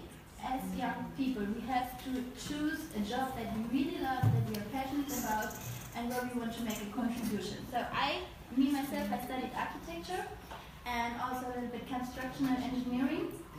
And for me, it was really important to change infrastructures, to improve infrastructures, because in Germany we have many buildings from the 50s, because in Second World War there was so much damage and everything, but we have to rebuild our cities. So this is the first step, choose your profession wisely. And I was working for a construction management company which is the coordinator of the UN campus, which is about the expansion of the UNFCCC headquarter in Bonn. So I like my profession a lot, but what I realized is that we build too many offices and only living hoods without culture, without social impact, without thinking about green solutions. So I started the initiative, which is called Bonn Lab. It's about raising awareness, and this is my second solution. I will sum up all the 6 in the end. Start your own business is really important for young people. I think when you have a solution, make a business model and work on it. And then the third point is, because I started the SideEvent, which is about bringing people together, starting, growing a good social community in one. And when you want to, raise this awareness, people don't understand what you do. So you have to somehow else get your money. And there's a good opportunity is to use crowdfunding. This is part number 3 of my solution contribution. So use crowdfunding. And I started a crowdfunding campaign, which is based on the SDGs. You can, for example, choose 17 different categories, and if you want, you can check it out. You can contribute to our crowdfunding campaign. You can have an impact and support our local community. But this is not my speech is not about this. So number 4 is what you can do as young people is to partner with existing organizations, support their campaigns. ABD did it. I heard about. So when you want to be well known and people know, if you want to get recognition and everything, then you have to start with supporting others. So what we do, or what we think, is that it needs a citizen-driven SDGs action network, and we call this Bonn Fiji because we started it during the COP, and you all know that Fiji has the presidency, so had the presidency. And so we think partnering is a really good thing that you can do as young people. Number 5, we had the idea to start something like a project market where you can present your social business ideas and investors and, for example, big organizations or governments can see your project and can support it. And it's just an idea, it's not existing yet, but I think that would be really cool. And number 6 is that it needs a youth SDGs fund in cooperation with NGOs or groups like Yango, the UN Major Group for Children, and other relevant stakeholders. So we think this fund really has to be implemented by somebody here in the room, maybe. I don't know. I cannot do that, but I would love to, benefit from this fund. So I don't know how much time is there. Time left? No time left. So this 1 minute? Great. Then I can say the 6 again. So first, choose your profession and your employer wisely. Second, start your own business, social business. 3, fund your project with crowdfunding. 4, partner and collaborate with existing organizations and support their campaigns. 5, we need a project market to present social business ideas and get funding. 6, we need a youth SDGs fund. Yes. Thank you very much.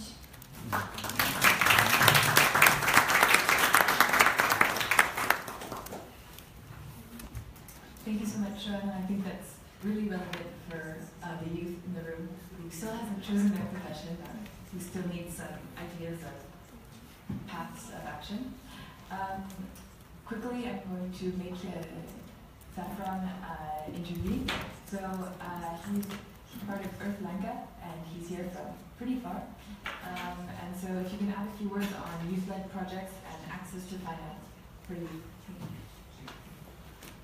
First of all, thank you for inviting me from Sri Lanka to be here to give the flow of how youth-led initiatives that could work. To talking at the local context in Sri Lanka, we did from Earth Lanka we do get funding. We do fund projects of youth-led initiatives in all the regions in our country, in all the 25 districts, and the process, we basically get the fund from big donors, and we do establish pathways that in Sri Lanka how young people can access to the financing through a very simple process, but again how we could see sustainable the project is and how they are with their long run in terms of implementation of project.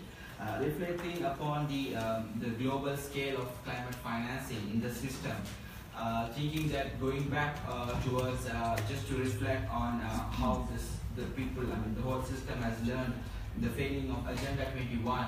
One of the main reasons was there was no climate financing, and there was no financing financing mechanism for Agenda 21, and it really failed. And then everyone realized that we do need to move forward, and the success of the 3 years negotiation, as you all know, we have this wonderful Paris Agreement, and we also have these wonderful SDGs, which has to be worked together with the integrated process, where we cannot achieve poverty today and climate change tomorrow. So we need to work together. So that which is really important at the present context. And thinking about how we could move forward, like almost 2 years has gone in the timeline of SDGs and also the implementation of the Paris Agreement. We have 3 more years of working plan and how countries could leverage their financing investment, financing mechanism, how each countries could do get the financing access to implement their NDCs. So I would like to highlight certain points, especially for young people, because today what I see is that there's a disconnection between the global resources for youth-led initiative. So there is a lot of youth-led initiative, but then again there is a lot of financing availability, trillions of dollars that's available in the pot. But then again, how we do link up? That's the biggest question we have today, and that's the pathway should be established, and where young people should be able to access the huge amount of funding that is available in the space. And also what I feel is that we need to strengthening the youth action plan, that which needs to have proper project outcomes. So the outcomes of each project that each young people and youth-led organization present to funders and donors should be a sustainable one, that which will help that first of all should impress the people who are funding it, and then how in the long run that could change in their local sectors, in the local development. And what I see also, there's lack of capacity today for the youth in most of the region to access the global fund. For example, how to fill the application, that's one of the biggest tasks we have. For example, the GCF process, and how for example, youth, civil society organizations and government also struggling to do the application process. But I heard like we passed during the one session that it was very successful, that GCF is also looking forward to fund nearly 100,000 projects worth to 1 to 10 million, I think. So then that will enable a lot of projects being implemented in the local context. And to finish off, I would say is that a new transformative agenda cannot be serviced by an old and ordinary financing system. The world needs a new financing architecture, courageous enough to reflect dynamics and associated with the true and sincere transformation, and young people should be involved at the central discussion of climate financing, because today we are the half of the world's population, and this is our future. And thank you very much.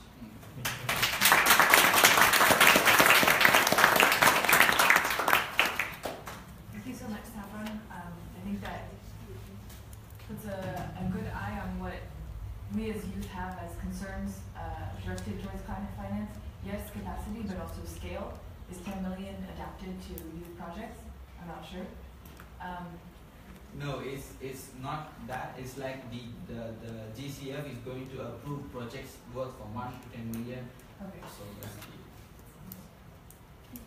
yeah, but I still think that there's a question of also scale. Like youth projects don't necessarily, like local projects can also be targeted with more smaller funds. So I think that's what we were talking about with Joanna with crowdfunding. Like there's also different scales of funds linked to public, private, and also like crowdsourced. It's another debate also for after. you want me to reflect on it? No, like as you said that the problem is that it's very difficult to access a small amount of money, and but the other point is sometimes easy to access a huge amount of money. So that's why young people should understand that, and also the old generation should also need to accept that young people should also be involved in the acceptation of the projects, and also being involved at the decision making of financing project, because we do have climate experts, young climate experts working in financing, and we need to generate more people, and then that which will enable, as you said, to accept projects and how young people can be integrated into the process.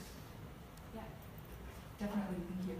So our last speaker, official speaker, because we're all speakers and participants here, I think, Miroslav Polser, I'll let you present the blockchain. Yes, thank you very much, Clara.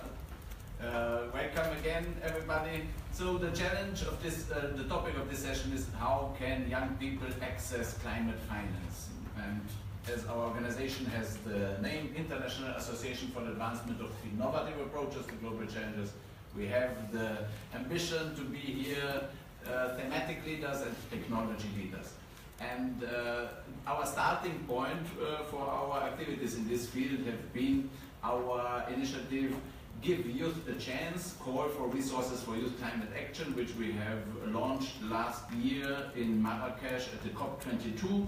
And the idea was that there are these billionaires around the world, 1,600 billionaires or so, and there's an initiative called the Giving Pledge. Bill Gates and Warren Buffett, they have convinced 168 billionaires' families to pledge to give back to society half of their wealth before they die. So there are already $400 billion in the air, so to say, earmarked, pledged, and here are young people with their huge potentials for climate action, and we want to create this link. So we said, please, signatories of the Giving Pledge and other wealth holders, please channel $100 million towards youth climate action. And then in the immediate next, and we've had a wonderful launch. We've had Flash Mob, Jean-Paul was with us, and also many CliMates partners, and also UNESCO Management of Social Transformation Program is an official partner of our initiative, and the UN Habitat, Urban Economy and Youth Employment Program, and many other players. So we have now this multi-stakeholder partnership Glotcha, and we said we will, with this social innovation, we will find new ways to connect youth climate action with global financial flows. So the question is now, who will receive the funding? If we really have $100 million, people say, oh, he's getting money, why I'm not getting money? So it's the question how we really manage impact and how we reward impact. So it's all about meaningful and rewarding youth engagement. And for being meaningful, it needs to be connected with the UNFCCC NASCA portal. So that's one thing that we are trying to develop. It's NASCA stands for Non-State Actor Zone for Climate Action. And if on the internet the URL is climateaction.in or something like that.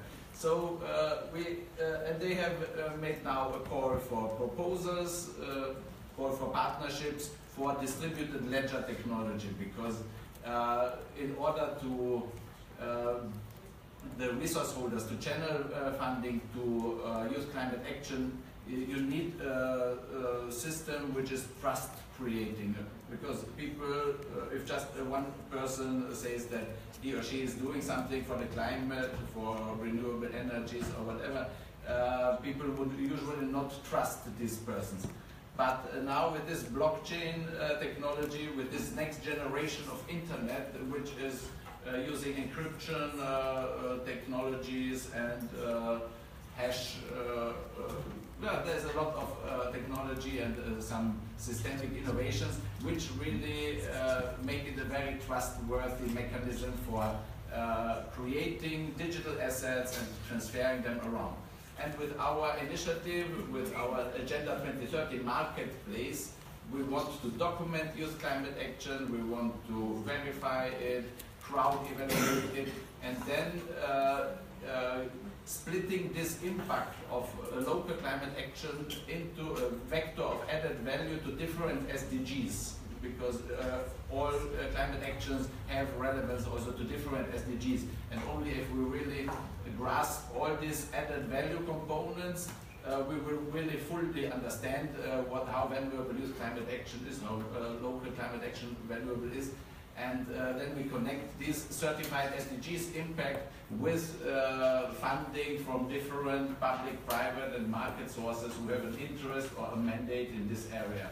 So this is what we are working on. We've had already a poster about this at COP23. You can find it also on the exhibits list of the UNFCCC COP23. And tomorrow there's a Blockchain for Climate Action leadership meeting at the Institute Louis something. Yes, exactly. And there we are involved, and we have talks with partners in Morocco, a finance program for most vulnerable countries, who is also working on climate entrepreneurship programs. And within the Green Climate Fund simplified application procedure, we are planning to submit something in March. And when this technology will be functional, then I hope that young people from around the world, CliMates members, will come and replicate these programs around the world with Green Climate Fund, with global philanthropy funding, but also with funding from carbon taxes, because there will be billions, tens of billions, hundreds of billions of euros and dollars in the future, which need to be channeled to impactful youth climate action, and we are here to lead this area.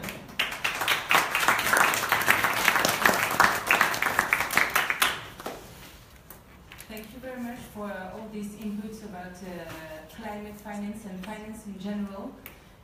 So I would like to introduce a last moment with all of you. We have two persons who want to talk with you about their own projects they are participating in. So we will connect with them on Skype.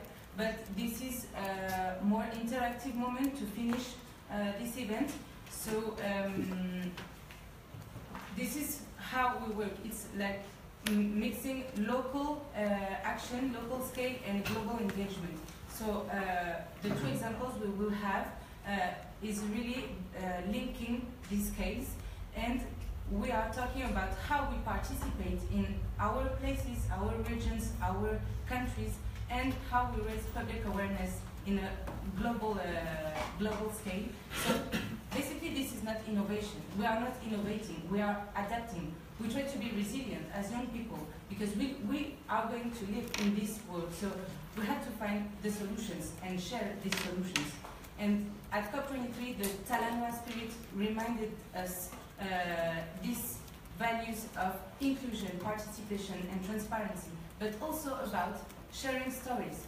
So the Talanoa spirit is not only sharing these ideas and projects, but also our own stories to bring trust and empathy. And I think we are missing that in lots of events, because trying to be professional and as young people credible to get this legitimacy, we don't go into it further on, but basically empathy brings climate action. in general. So the Talanoa spirit officially brought it to the COP scale. So we are very glad about it, and that is why we want to share 2 last projects and stories with you. So maybe I let them, like I told them, in 1 or 2 minutes maximum, and then I get a few questions or comments from you. Thank you. So can we have more time? So I introduce. Victor, please. Okay. So Victor Josa first. Victor Josa is from Hungary but living in Bonn. So actually we had lots of common action with Joanna in the Bonn lab, and he's regional coordinator of our main project in climates of empowerment, which is CliMates IAAI. So he will talk about it in a few words, just to bring the gaps in all these cases and to show you how youth engage. Victor, do you hear us? You have the floor.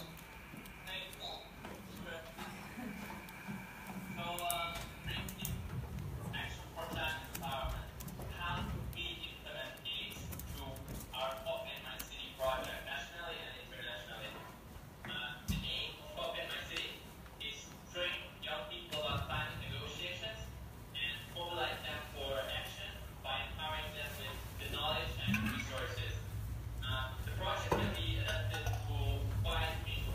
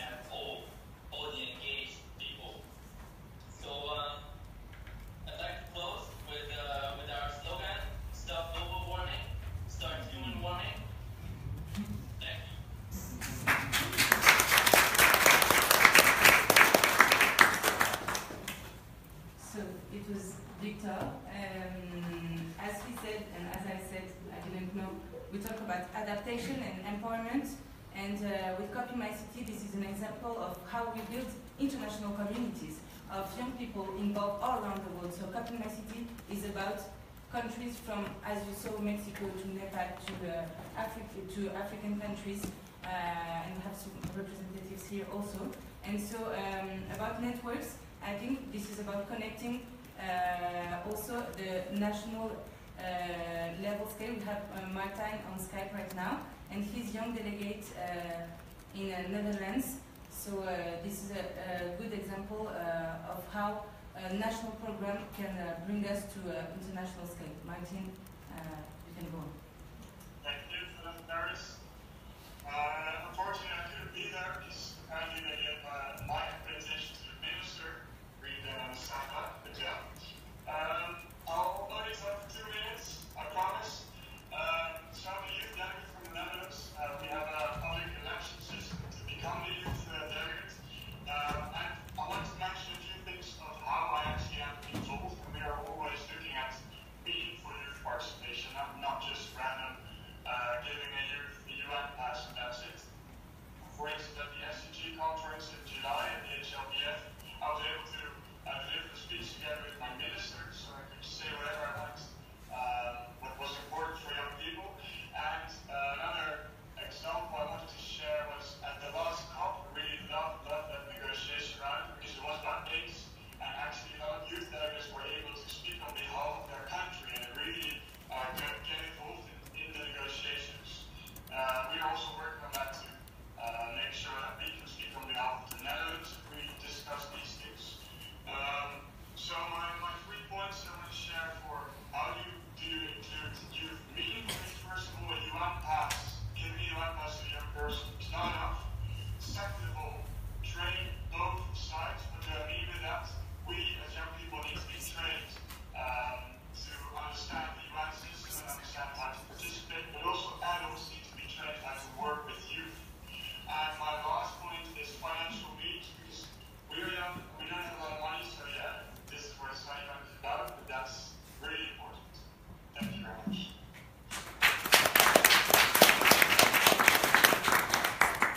I think Martijn has been the only one respecting his time. But finally, now we want to welcome your reactions and feedbacks, ideas, discussion inspired by the Talanoa spirit. So we apologize that the time for that is a little time, but we really want to have your inputs. If you have some idea or reactions, please just open your mic.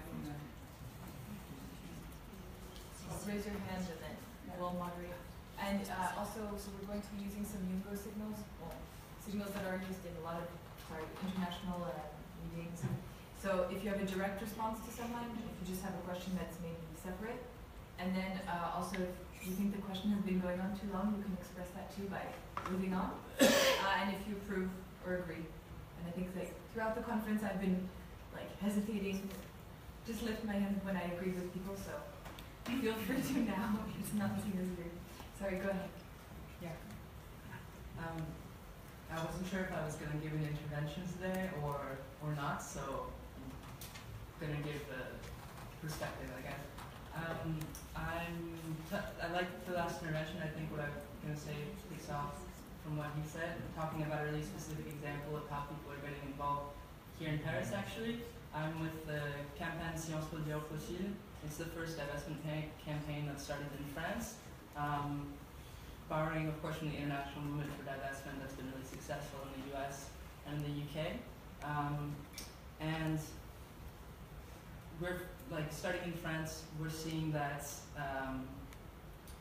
well, we started, Total is one of the biggest donors to Sciences Po Zéro Fossile, and a lot of campaign has centered around breaking the links with the fossil fuel industry in our educational institutions.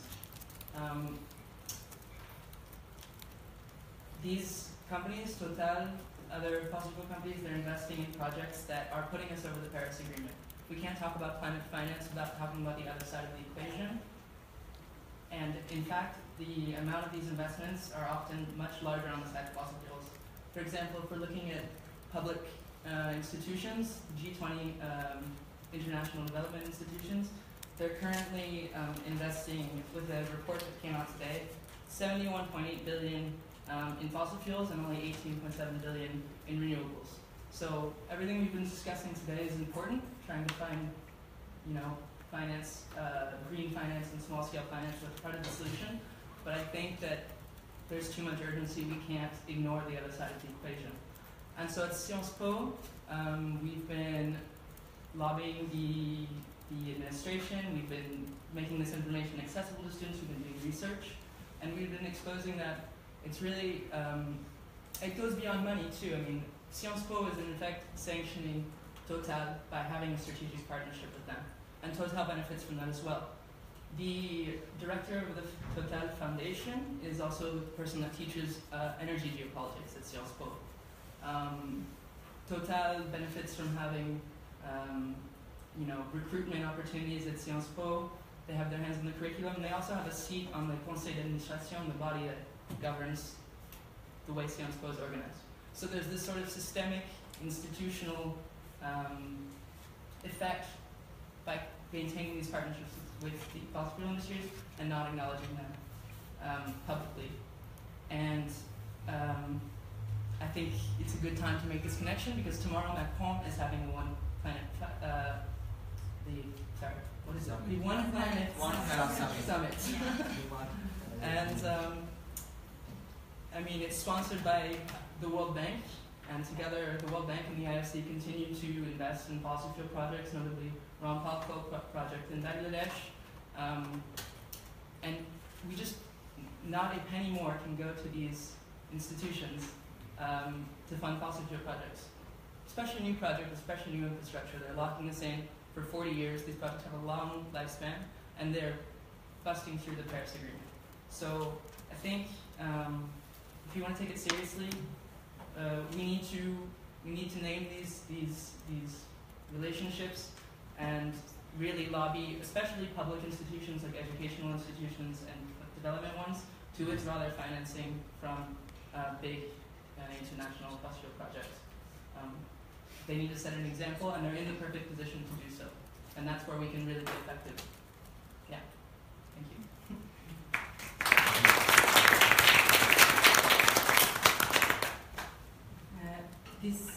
This intervention gives me the opportunity to highlight that Yongo doesn't only work on education and on ACE, but we have also a working group about conflict of interest, and we work on climate finance, on mitigation, adaptation, transparency. So we are developing expertise that we put on the ground, as you are doing as a lobby stakeholder. We are advocating and pushing our ideas both in the ground and talking with our administration in the universities and the negotiators. And so, yes, I would say that this is a balance between advocacy and empowerment. So thank you for your example. If anyone wants to share its own idea or reaction. Hi, I'm Untitled CliMates. I have a question on your project with Sciences Po. We talk a lot about building like platforms and sharing initiatives to help young people find projects outside and then like scale up, and that kind of what you try to do, building on the experience from America and British campuses. And so I was wondering how did you really get the experience from the American and British divestment campaign, and what kind of direct exchanges you have with those organizations? How do you really use their experience and their support? So French and English. Well, personally, I went to school in Canada, so I was involved in divestment campaigns there, and then helped start the campaign at Sciences Po Paris during my master's. But yeah, I mean, we have a model in the divestment movement that's locally led campaigns, and we're supported through online tools, Twitter, Facebook, skill sharing, and also linking up with partnerships with other organizations that are also on the ground. So we connected quickly in France with groups like 350.org, Alternativa, Refed, all of the networks, the environmental groups that already are based in Paris, and so together we're trying to expand and get other students to start groups around France. Yeah, and then the connection with 350 also is helpful as they're involved in helping the Go Fossil Free divestment movement across Europe now.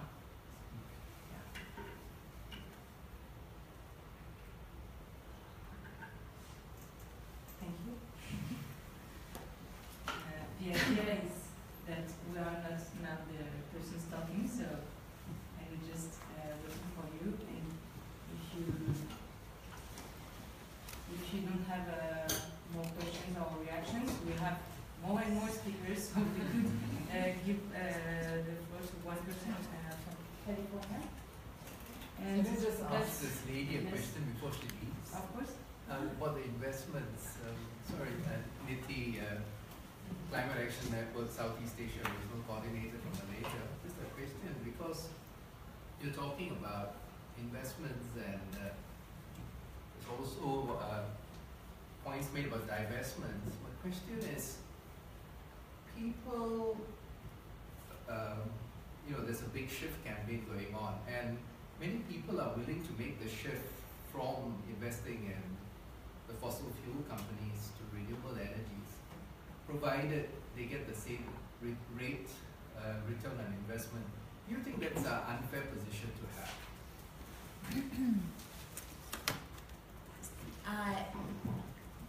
I don't, maybe I could respond to that question by asking you a different question. I don't think that it matters, frankly, if that's an unfair question. I think it's the reality of where we are in financial markets. The good news is that we have a really good financial response to those questions, which is basically since 2008, the oil and gas and certainly coal markets have been in decline. Right now, power purchase agreements in unlisted green infrastructure, particularly in developed countries, returns better in terms of how they sit in an index than O&G stocks. Obviously, there's a huge need now to get that investment in structuring capacity into emerging markets. But I think that if you're talking to an audience that's going to make its decision based on empirical evidence, we want to give them the fact and finance-based argument. If you're talking to an audience that's going to make a social license or a moral decision, then we want to give them those facts. Personally, I don't mind which tactic to use as long as we win, and I want to win more than I want to be right. And that, I think, is the unification strand between these different schools of thought. Sorry, that was long answer. Thank you for this exchange. I think I have Sophia. Yeah, I just want to take the opportunity to introduce myself because you saw a lot of youth delegates here that are basically, so in the delegations, they have a pink badge. So in the COPs and all the international conferences, they are integrated in the delegations, and they come from youth NGOs. And a lot of them left, so the youth delegate for France, so if you have any questions about the program and about how to implement it in your country, maybe, yeah, you can just ask me a question, how it works, what the youth delegates actually do, what are their purposes, and how do they connect the youth with the actual governments. Thank you. Yeah. Maybe if I may add something about your question, and really what is happening now is that the fossil fuel industry, the problem is related to power, basically, and the way we shift from carbon-dominated power to renewable energy. What is happening is that it's for power generation, it's much longer than any other technologies, and that's where there is some frustration that's where it's true at the same time that it's a problem that there are still these huge total projects, one in Arctic and so on, continuing, because that's, and coal is the same, because then it will spoil the climate for 40 years or 50 years. But what really is happening now, financially speaking, is that you have projects where, I think the last one is in Mexico recently, you can produce with 2 cents per kilowatt hour, now using either solar or wind. So it's becoming much more competitive than even a cheap coal power plant. There are still some subsidies related to coal, it's true, and in addition to the lobby. But the shift is ongoing for renewable. For, I think, transport is going to be much faster. We see it now with electric vehicles. And it's still longer than expected to come, but when the shift is coming, then it is faster than expected. Apart from power generation, because power generation it's rely now for 200 years, 2 centuries on carbonated power, so to say, and it's going to be still a problem for the next years to come. So with all the other technologies, CFC, HFC, and so on, they are banned. The only problem is still this huge project, and I think it's really important to pinpoint that it's, that there are this sometimes conflict conditions. It's not because that's also, that will remain for 50 years. So, and the message is that renewable energy is now cheaper in most of the cases, in many countries, and there is no reason to have this huge project, in my opinion. So the finance, I think that the finance industry is seeing that now, because they want to have returns, it's true. But what's happening is a good sign, because if they look just at returns, they will also be happy with renewable energy.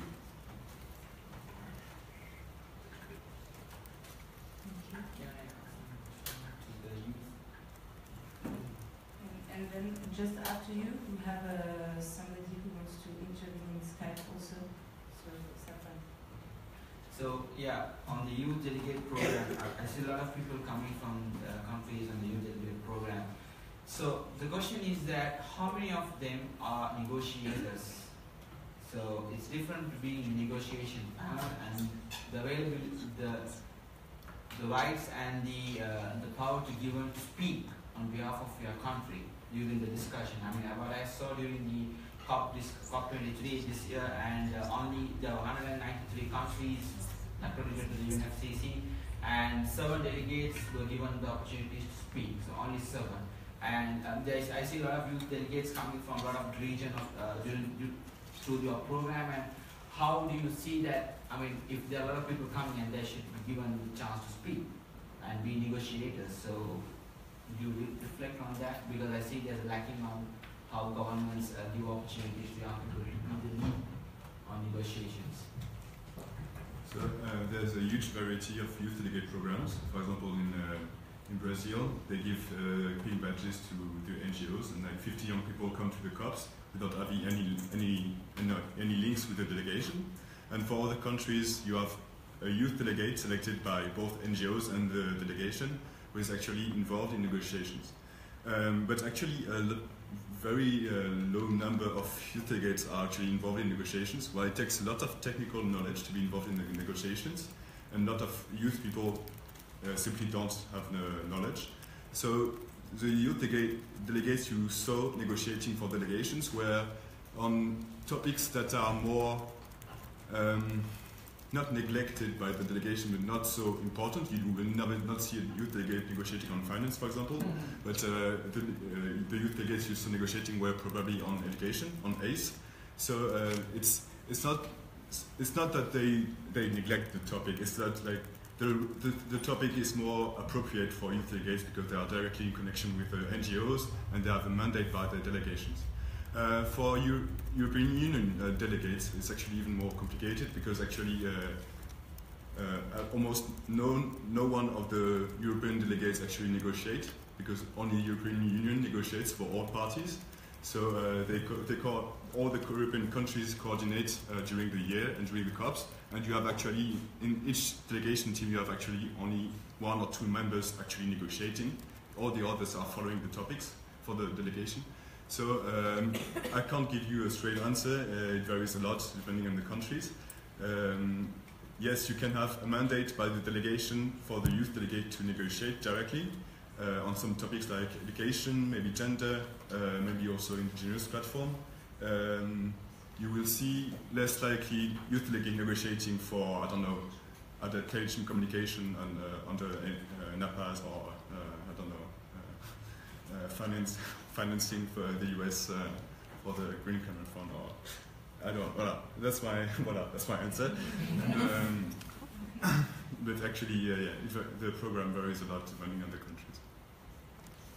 So thank you for these specifications on the youth delegate program, which also allowed me to meet a member of the French delegation. So it is useful to have youth delegates, and they do concrete work. We're going to take our speaker on Skype, and then we'll ask. And so he's Ari from California, a partner of. Okay. So he's going to talk a bit more about blockchain.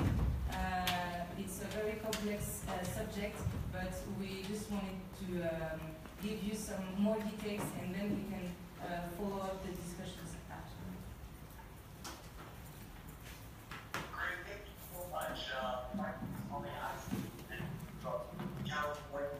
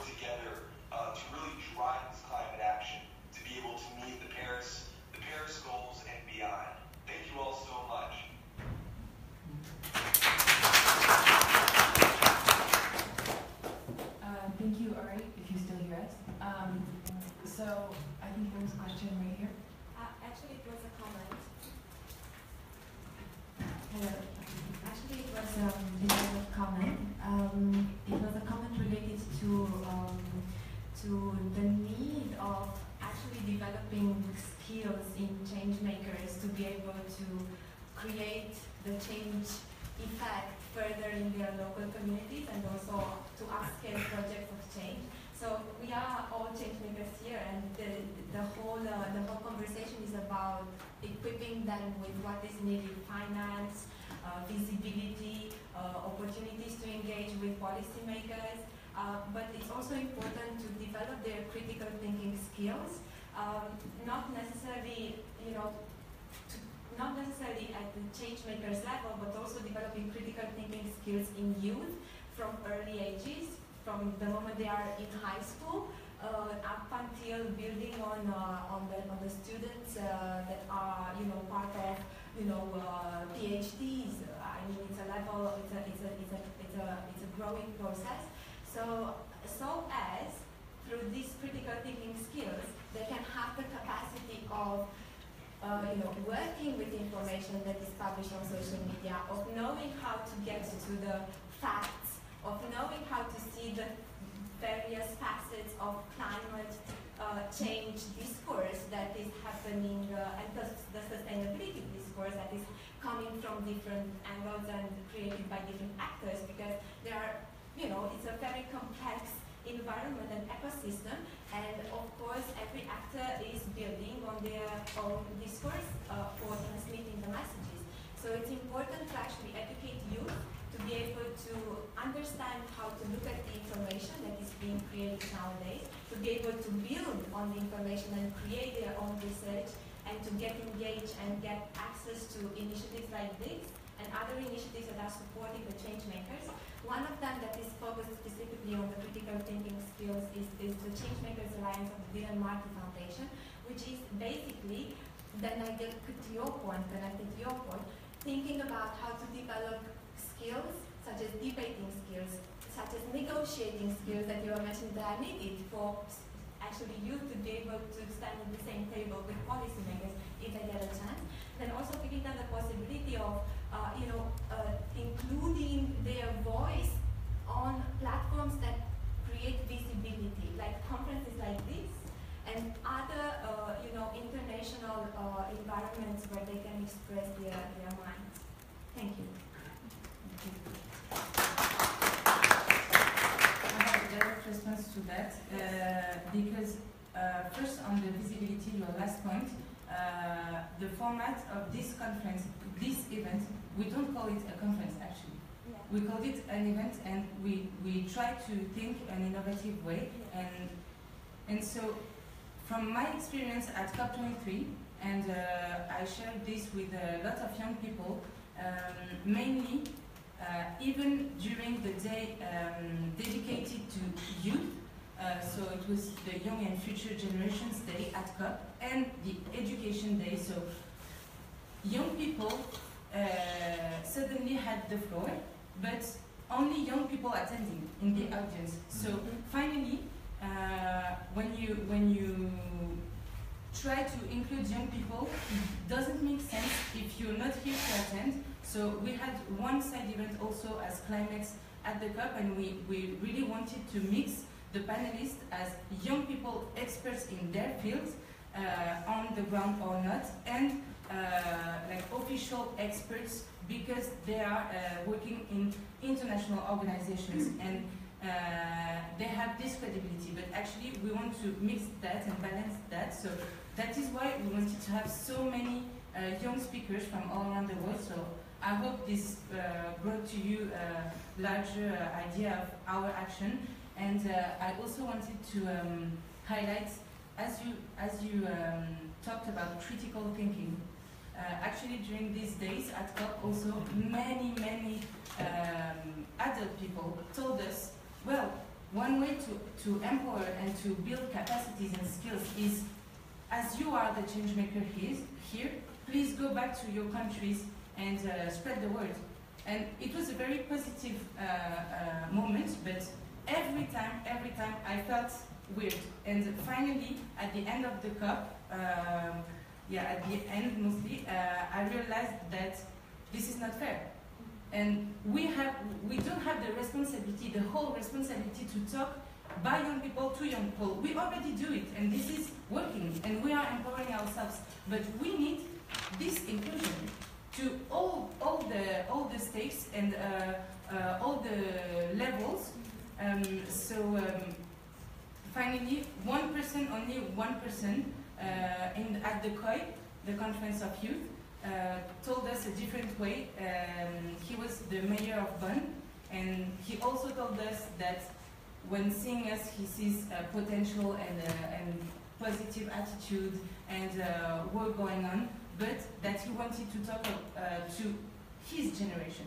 And I think dealing with youth inclusion is, yes, including young people in the design of the long-term strategies and in the governance, but it's also creating this dialogue. It's necessary, or we won't be heard and it's like useless to have our voices being spread at COP if nobody is there to listen to us.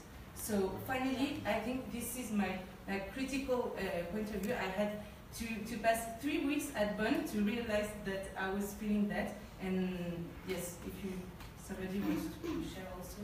I want to add something. Interesting that you made this experience because he knows me since 2 years, our mayor. He never talked to me. Every time when he sees me, he's going away. So great that you made this observation because he's really not involving young people and he's really not interested in it.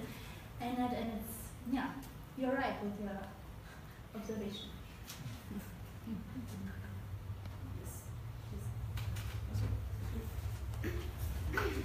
Yeah, I have just a comment.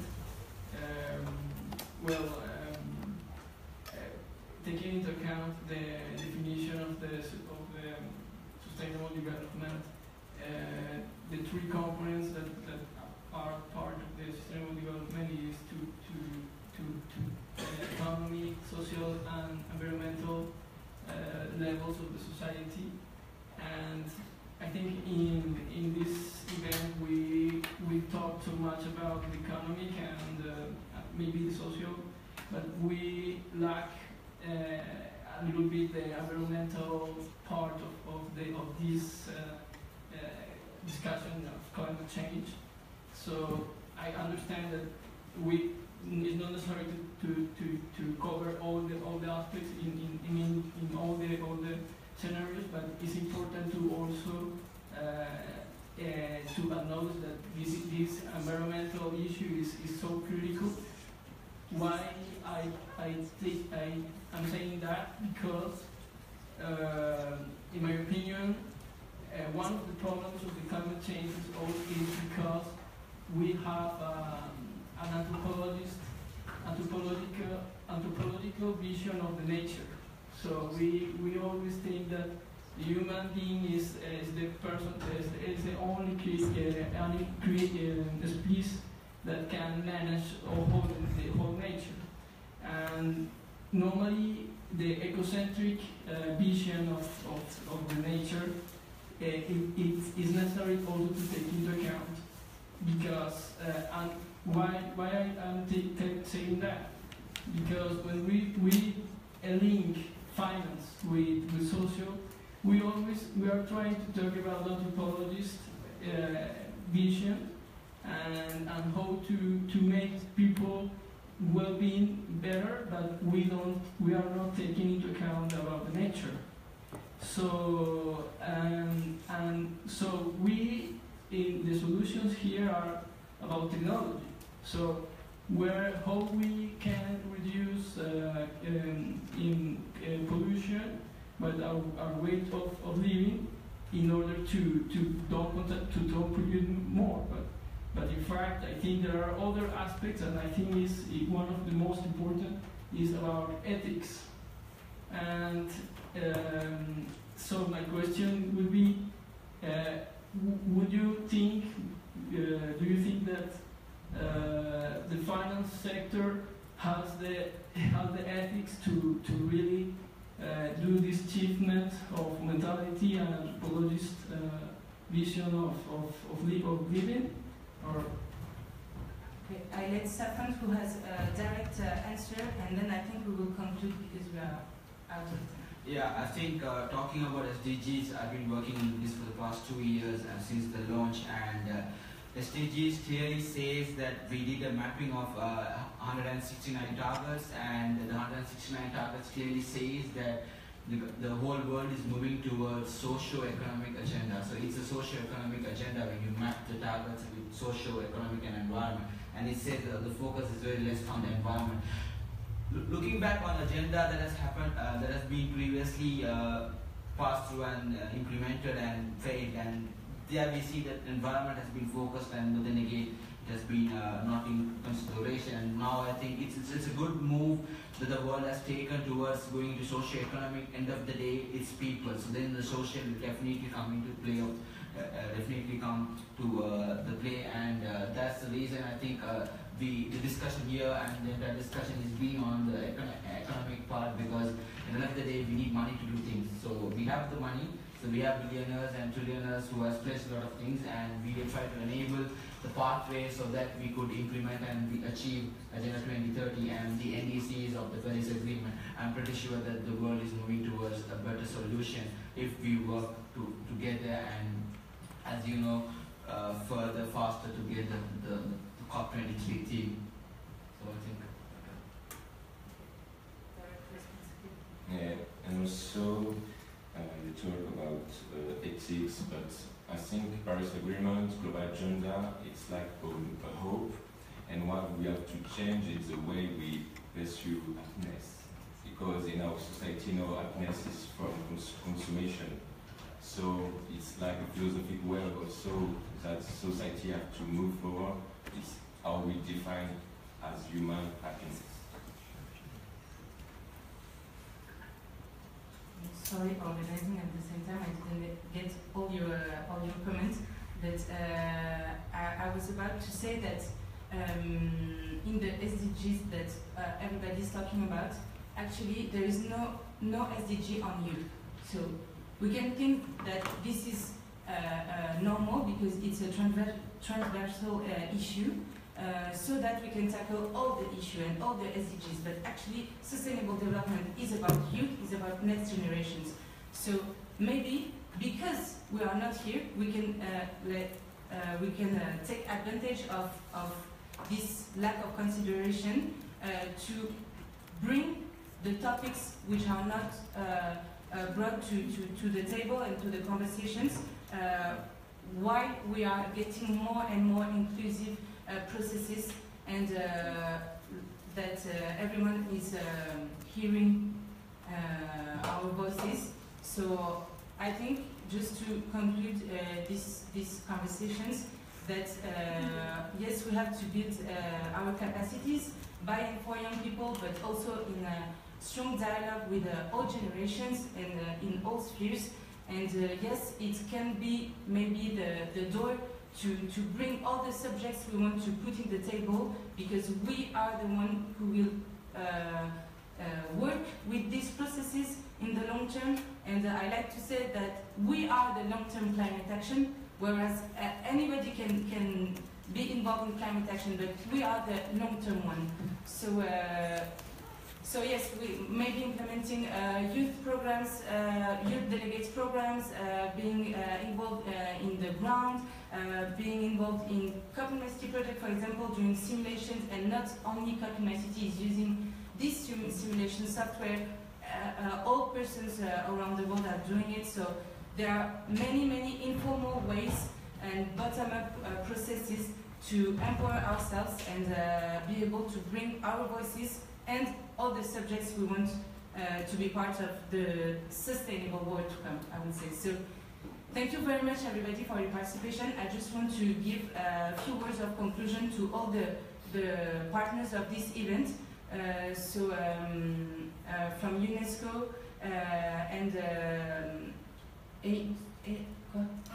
IAAI, sorry, I'm confused, and then Alex will conclude on behalf of CliMates. Please, I don't know. Thank you. Yes. I would like, on behalf of UNESCO, to thank our co-organizers of this event, CliMates, and the International Association for the Advancement of Innovative Approaches to Global Challenges, all the speakers and the moderators, and all other participants for the enriching interventions and your impressive insights. This very innovative event outlining challenges and solutions within the important issues of education and climate finance to address climate change and contribute to the implementation of the Paris Agreement is of high value for UNESCO and the MOSE program. This week we will put a summary from this event on our website, so member states can read about the discussions and the conclusions of this event. As my colleague from the youth section, Ms. Alexandra Shishlik, who is sitting over there, stressed earlier, youth are important stakeholders, both as actors and beneficiaries for UNESCO.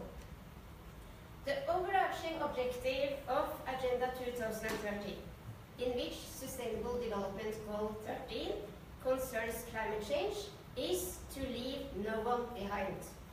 So we need youth and your actions and engagement to contribute to this goal to leave no one behind and to contribute to achieve the SDGs and the Paris Agreement. Thank you all, and it's indeed of high importance to involve youth in both the design and implementation of climate actions.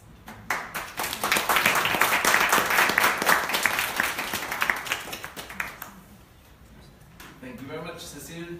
And also on behalf of IAAI, of course, a great thank you to all the speakers, the moderators, co-organizers. It's really very essential to speak about this topic of youth, climate finance and education here. And in conclusion, I would just like to give you some information about our future activities, which somehow will build on what we have discussed here today. So next year, our big initiatives will be the Global Challenges Youth Music Contest, which we will launch end of January in New York in the context of the ECOSOC Youth Forum. And the Moeda that Ari was speaking about, this cryptocurrency peer-to-peer investment platform, they are our sponsors there, and we very much count also on UNESCO MOST to be again our partner for the Global Youth Music Contest. In New York, we will have also a meeting of ECOS, the Education, Communication and Outreach Stakeholders Community, trying to have a strong leadership also of CliMates in ECOS. And then it's also important that we are working with Solène Dengler, CliMates board member in Austria also, with her colleagues Miriam, Anna and Clara and Florian, who want to also set up in Austria a CliMates group, and we will help them to do so. And on Friday we have already a first meeting in the context of the Ministry of Youth in Austria, a forum on youth strategy. And the last but most important thing is California Summit, Global Climate Action Summit, which will be between the 12th and 15th of September next year in San Francisco. And we are really advocating and working very much towards having a strong youth component in that, with the Global Challenges Youth Music Contest, with the Climate Action Giving Pledge initiative, and also we have started discussions with CliMates on climate action in my city as another way of decentralizing youth engagement and really having action on the local level and putting it on the global map. And with this, I would say I'm looking forward to a very bright future together with such great partners like UNESCO MOST and CliMates.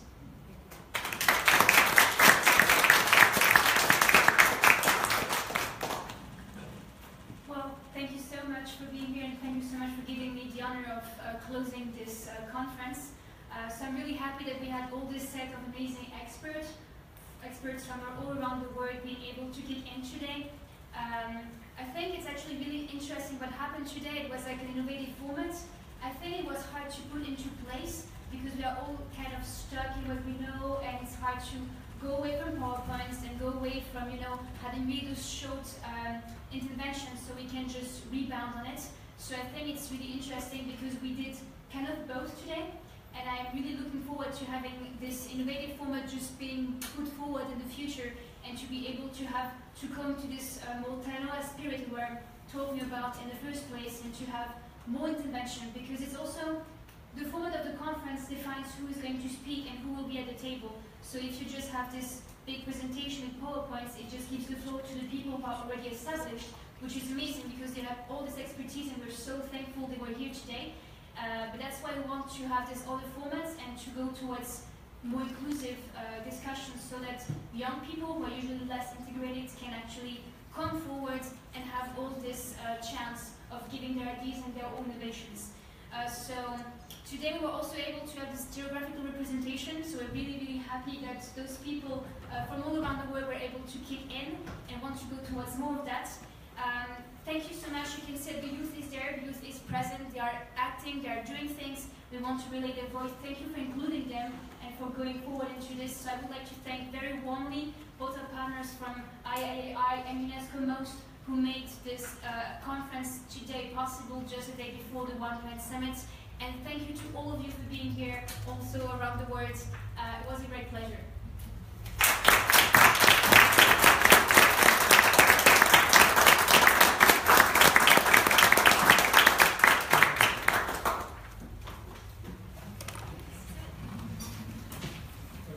We can sing if you want. So there's a music contest happening, so I could ask Euro if he wants to sing something. Yeah, we should sing something.